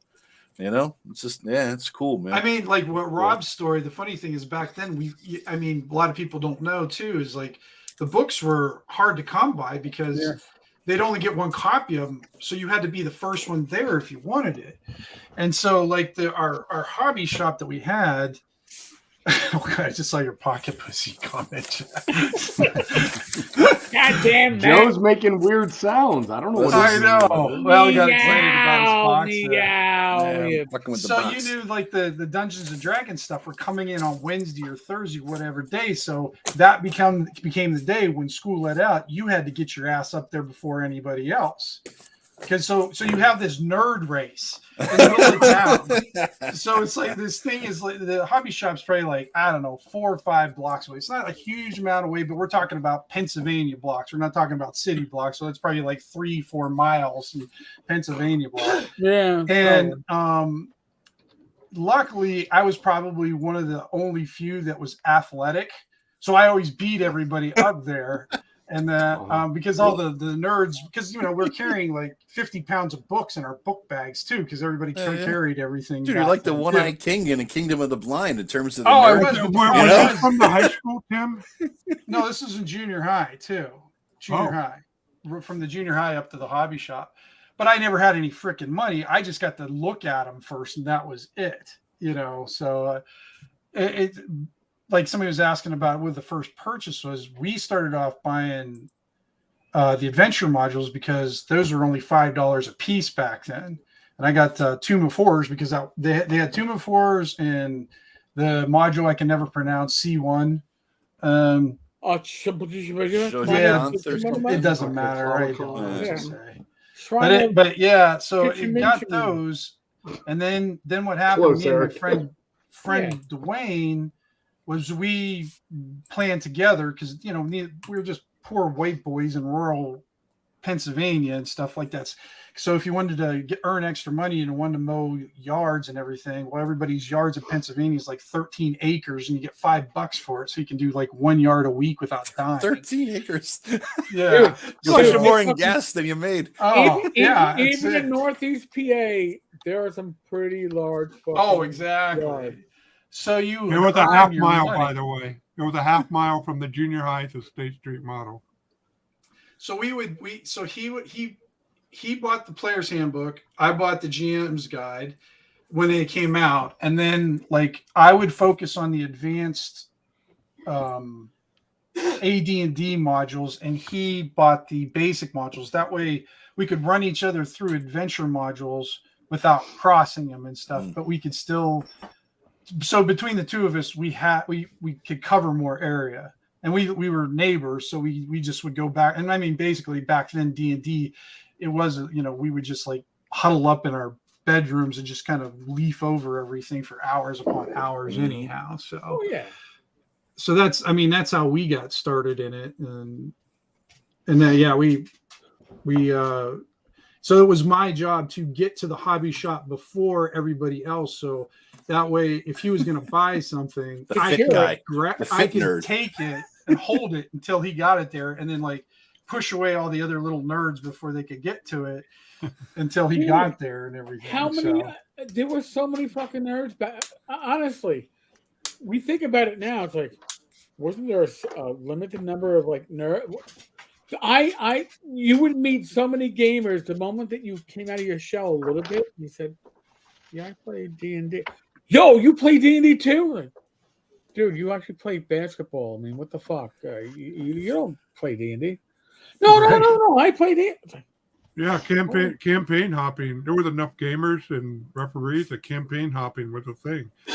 Didn't you encounter that one guy who wanted the character sheet, Tim? Yeah, there was some GM member, because like Joe was saying, character sheets were a premium, but I always made my own character sheets. I never relied on those ones. But I would keep a folder with me of characters, and for some reason it was precious to me. So I would just roll up random characters, and then when I would go to somebody's house, you just sit down and I pull a character out of my folder and play. Well, there's this one GM who had a graveyard of character sheets, and he wanted, if he died in his adventure, he wanted your character sheet, and then he would rip it up and put it in his graveyard. And That is and that wasn't happening. He wasn't getting my character sheet. Yeah. I was like, Fuck no, that. screw you, dude. No, I didn't agree to this. Yeah. So my secret stash was when I was in high school. I started going to Chicago with my family to have Thanksgiving with my sister, and I used the phone book because there was no internet back then, and I found this game store, and there was in this. It wasn't. My sister didn't quite live in the urban center, but didn't live in the suburbs either. It was pretty built up where I was, north side of Chicago. And so there was this mall area, and it was all glass. And you rode a glass, and I remember walking up there and riding up this glass elevator into this hobby store that had all kinds of board games and all kinds of role-playing stuff. And that's where I first found out about Starfleet Battle. That's where I first got my Starfleet Battle stuff. And that's where I got my copy of Dragon Quest and Universe. Because they weren't locally. Couldn't get those locally, but I could get them there. James has an interesting question. Tim, I think you just answered that. If you had a time machine and could go back and get any one gaming product, what would you buy? Tim, you said the beautiful box sets that he couldn't afford at the time. Yeah, because remember, I was collecting the advanced Dungeons and Dragons stuff, and none of the advanced stuff came in the box sets. All the box sets were basic stuff. Yeah, for babies, man. Yeah, and that's partly why I didn't get it too, because I kind of, for some reason, I had that stuck in my head too. That's what I was told. Yeah, it's basic and advanced. He wants to be basic. I would save my original setting. I wouldn't buy it. If I had a time machine, I would go back and save my original setting because from that thief, the hard drive thief. No, well, that's a close second. But actually, back when I first got involved in role playing, before I got into role playing, I read Lord of the Rings and I loved the appendices. I was a huge history book nerd, and so when I started role playing, I got what you could world. I got the fact that you could world build with it. Yeah. And my mom was a teacher, and I don't know if you know what OTAG is, but basically it's a big poster size sheet of cardboard. So I got a sheet of OTAG off my mom, and I drew a admittedly highly derivative setting. There was a Gondor. It wasn't. I did my own geography though. I'll pat myself on the back on that one. But I drew it all up, and then I carefully measure the proportion of a letter size sheet and cut them all up into letter size square. So I had a stack of, I think it was 4 this way and 6. So I have 24 squares. And then I took 1-inch graph paper, not 1/4 inch, 1-inch graph paper from my mom. And I drew out all of those squares in detail. And then I took another sheet of OTAG and redrew the map. So I had an entire map. And I had all that. And then I lost it. But we're talking low-level detail on these maps. I must have spent a better part of a half a year on making that map. I lost it. I lost the fucker. But that's the origin, Rob. I mean, that's the origin of your whole thing right there. I mean, that's the thing about it. You know, like you say, you got into the world building early. I never did. To me, it was beat the dungeon and get the loot and be a god. You know, but I didn't get to the world building until later. But that's the origin of the whole thing. Man, I always stuck at making dungeons. I don't know what I'm good at. Rules lawyering, maybe it's about it. I was going to say scrounging for extra stuff. Yeah. Scrounging is probably the best thing I'm good at. God, I hated the first time I played with you, Joe. Oh yeah, which one? Yes, he did. It was so funny. Tim was running, and it was like I think it was like a cavern, and we're like, we've solved the mystery of the fucking cavern, and Joe's like, wait, we haven't gone down that way yet. I think we went there to get like one specific kill this one thing, I think. Yeah. But he wanted to keep exploring every little nook and cranny Every nook to and make cranny. sure he There might got be every shit. piece of gold. Hey, I was like, yeah. why are we going to keep exploring when we won and maybe die? Let's leave. Well, this is also before I knew that Tim could kill you with a flower, right? This Yeah. is he's cured me That of was that the same- exploration thing. Anything. That was the same era of the rot grub. Yeah. Yeah. I mean, it's before I knew how lethal that shit was. Well, do you I was remember like, Joe's the one who drove Hobbs out of my campaign? Yeah. Oh, dude, I don't know how you did that, but holy shit! I was just excited. I was very eager. I pulled a Shane as best I could describe it. Yes, I you was did. I pulled a Shane. Yeah. And I was just eager and excited and like, this is fun. Blah, blah, blah. And I was like, oh, this is cool. I'll get to play all these guys I like, and it's like, and it's just like, and then I think the real thing was where Kojak Doorknob Bane got his nickname was I broke a Right. door down. I didn't realize you were No, giving you us broke that. down all of them. All of them. Well, they were there. There was shit Yeah, behind them I needed. Yeah. Well, it was He funny didn't know before what I he needed, asked but Joe there was to, something. There you before I go. asked Joe to play in the game, I knew Joe on and off for years and everything. And I told Matt, I think I warned Matt before you came into the game. I said, Matt, I'm going to ask Joe to come in. I said, he's like a 13-year-old kid who's off Ritalin sometimes.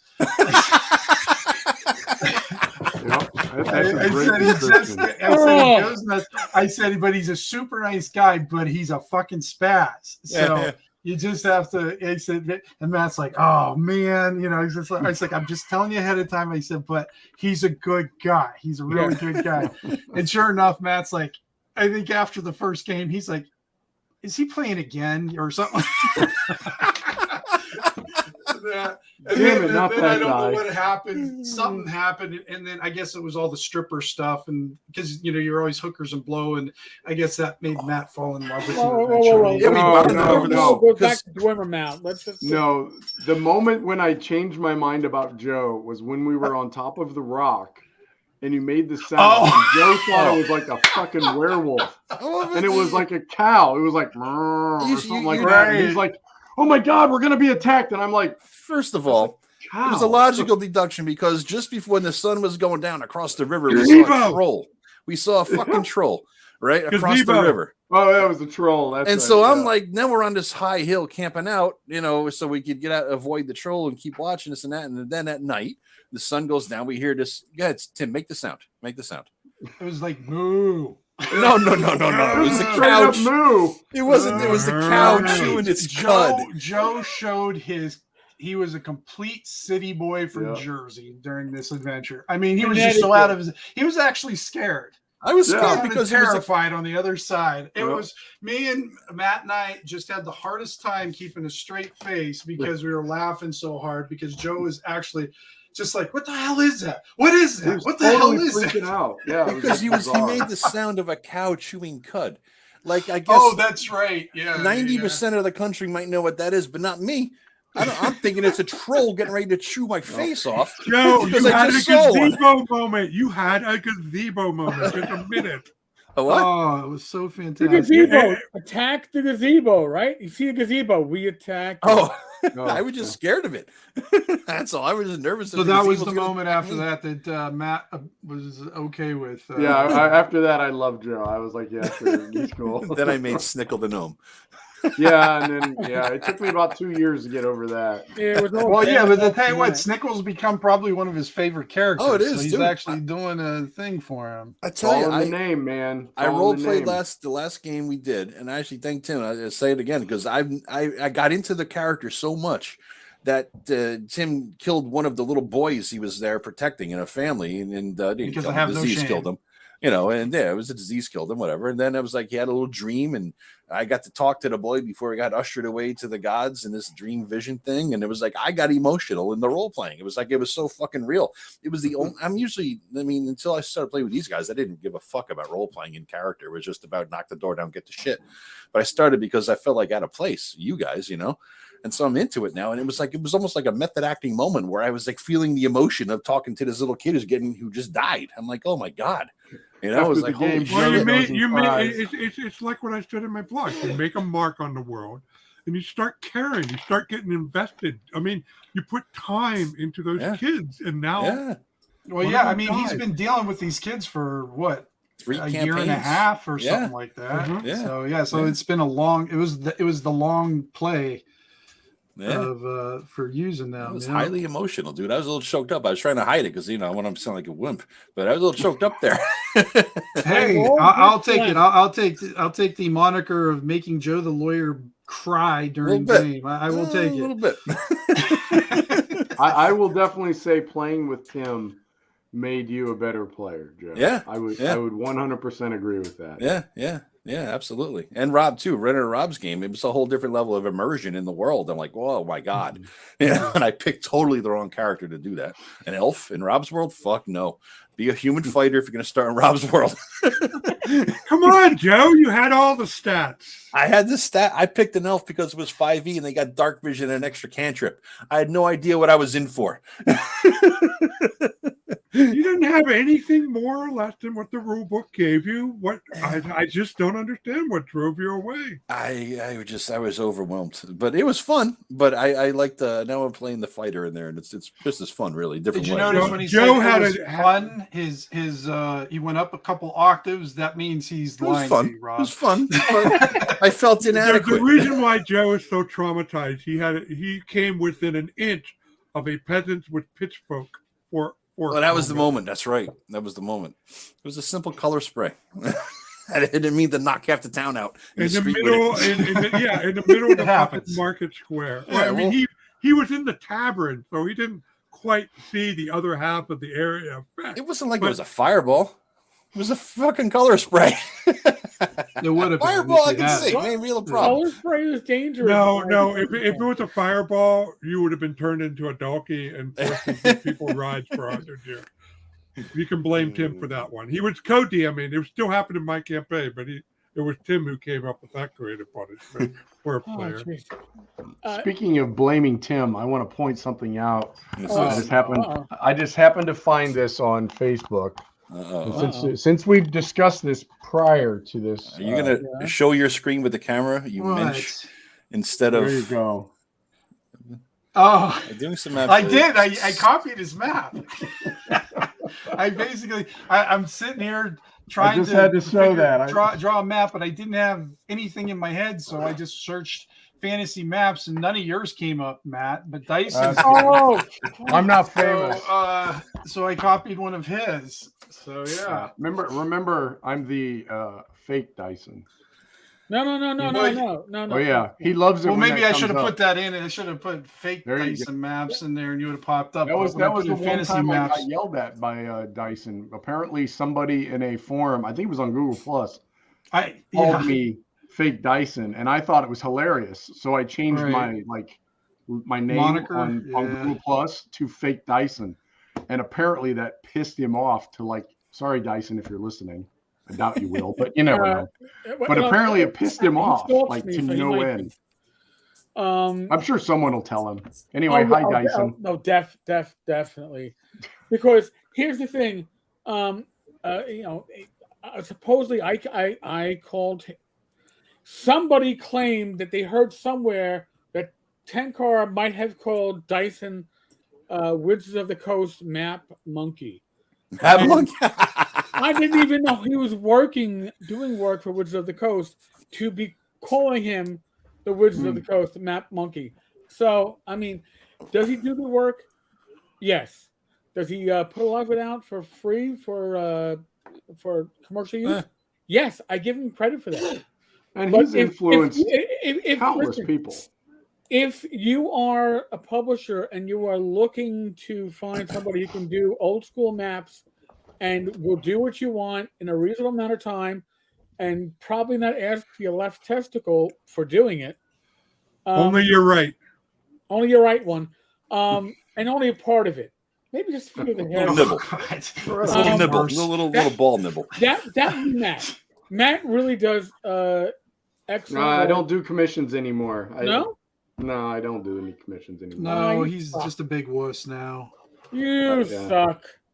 Yeah, I love I've done a bunch of them, and I had a good time doing it. But people are picky, and they'll say I want X, and then when you give them X, they want X, Y, or they never wanted X. They wanted Y to begin with, but they didn't tell you that. It's way too complicated, way too many redos. Love you guys, love all your stuff you publish.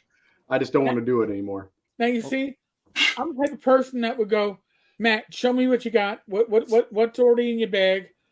I want number 1, number 3, and number 7. It's like a Chinese. Well, I put it on my blog. Anybody can use any of my maps. Anything I put on my blog, I really don't care if you use. Wait, you got a blog? Oh.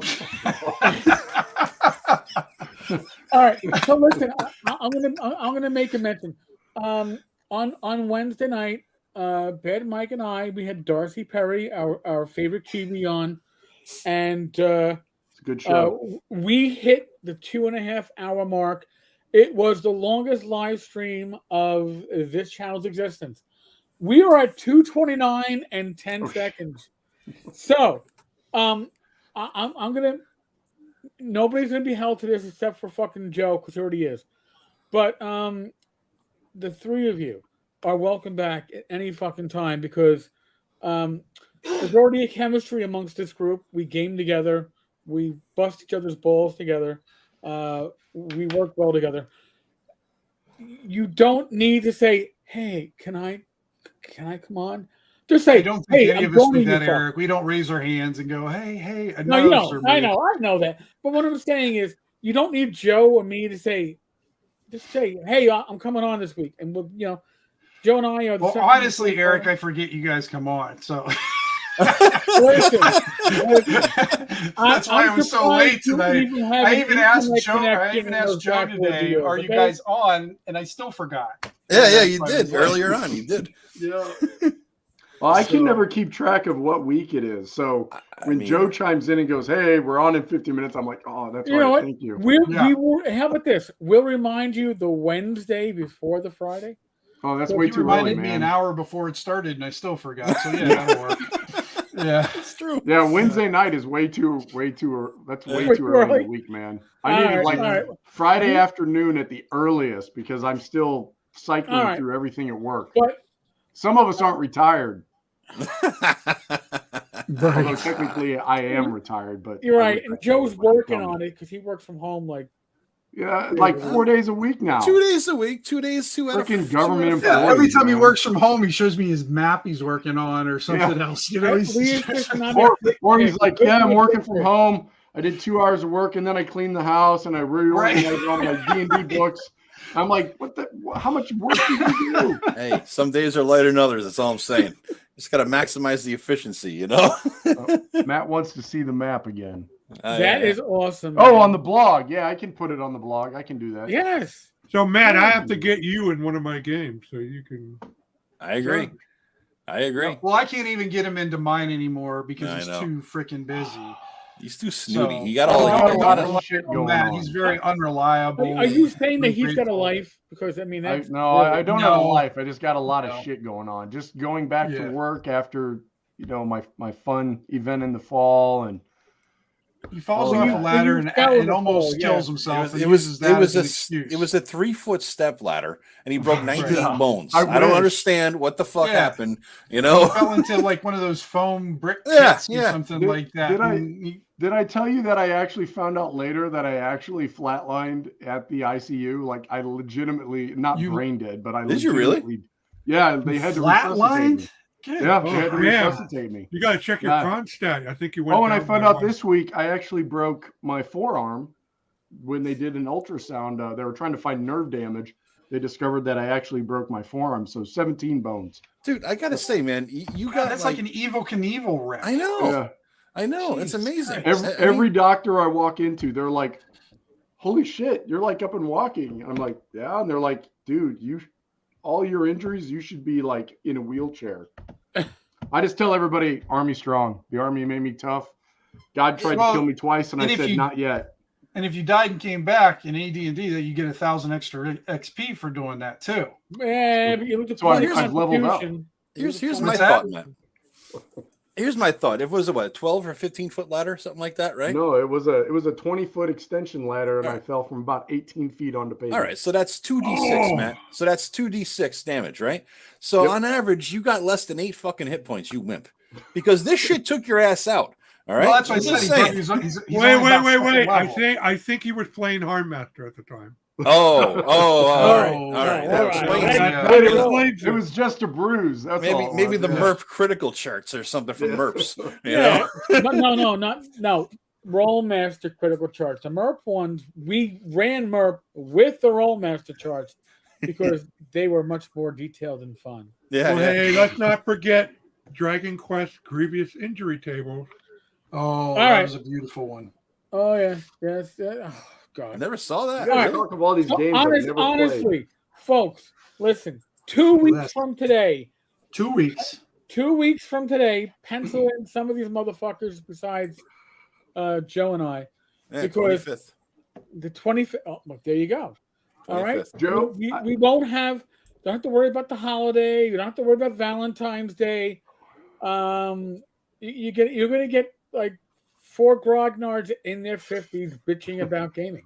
What more do you need? We should do a live stream of our game, all of us. I know No. we've been avoiding that No. like the No, plague. No. I can afford it because no. I'm retired. None of Yeah. you guys fucking can. Well, as long as If we we do a monitor. live stream, we were all not going to No. be quite the thing. We've discussed this before. Joe. I Live know. stream. Yeah, is we just- have. Joe, no, Joe, but- when Roll20 asked me to do a live stream of my game with my players, Yeah, and I told, he's like, this is years ago. yeah, I know. I remember. I go, just so you know, I'm happy to do it because they were trying to push this stuff. I go, this is 2 issues, and I'm letting you know ahead of time.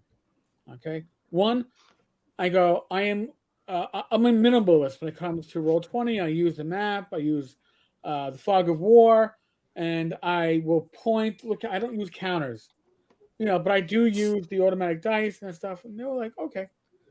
I go, secondly, we're probably going to have to mute at least 50 to 60% of the audio because Right. my group is not politically. I know. Proper. You'd have to bleep out all that stuff, and it's going to sound like our game is in Morse code or something. Yeah. That was Like- before and the cancel best culture part hit. was they never responded to my answer. It wasn't even like, You oh, scared you know them what, away. you're right, you're not a good fit for us, but we appreciate the effort. It was more like delete. Delete Fuck him you. from our contact list. No, here's the thing, though. Honestly, I was talking to who was I talking to? Matt, I think you and Ivy. We got ShireCon up here coming up in September again. Let's do it, dude. I mean, Matt, you're good to go. Rob, 7-hour drive. You and Tim can make it up together. Tim, get you, whatever is Listen going on. to you. You've been. I'm not Telling coming you. up, Joe. Huh? I'm What? not All right. making Well, the if trip. the random event table don't have pandemic coming up every fucking month, Yeah, I then know. maybe Yeah, I'll that's true. consider it. That's what I'm saying. I know. I'm thinking by then, hopefully, we'll be out of it somewhat. We I will. was hoping that this When's year by then go. ShireCon? What's that? September 18th. September. Yeah, One it's- day? I try to support Tom through the internet. I buy his ShireCon stuff through there. I'd love to Yeah. get up there, but just a bad time and whatnot to kind of do that. And plus, going to conventions with Rob sometimes. Last time we went to a convention, I almost left Rob on the side of the road with Dan because I was so pissed off at him. That was Dan's fault, and No. it was my fault too because I went along with Dan. All What'd you right. do? Yeah. Oh, God. What'd you do? Sounds like a great story. Time out. We got Time to out. see some stories for the next. Eric's like, Yeah, I gotta let's piss, save it for next motherfucker. I gotta piss. Listen, I'm 54. My bladder's only so large. You fuckers.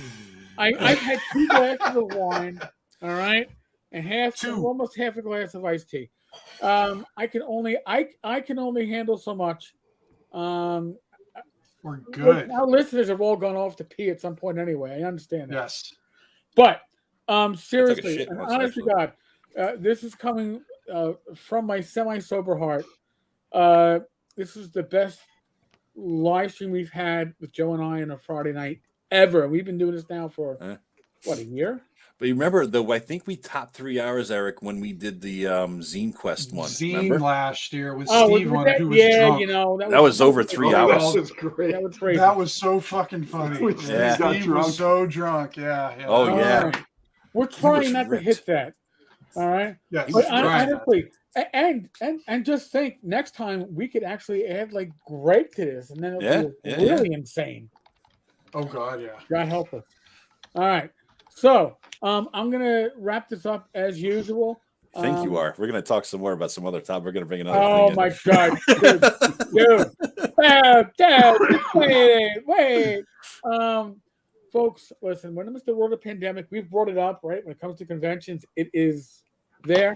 I'm not telling you what to do. None of us are. Listen, talk to a medical professional.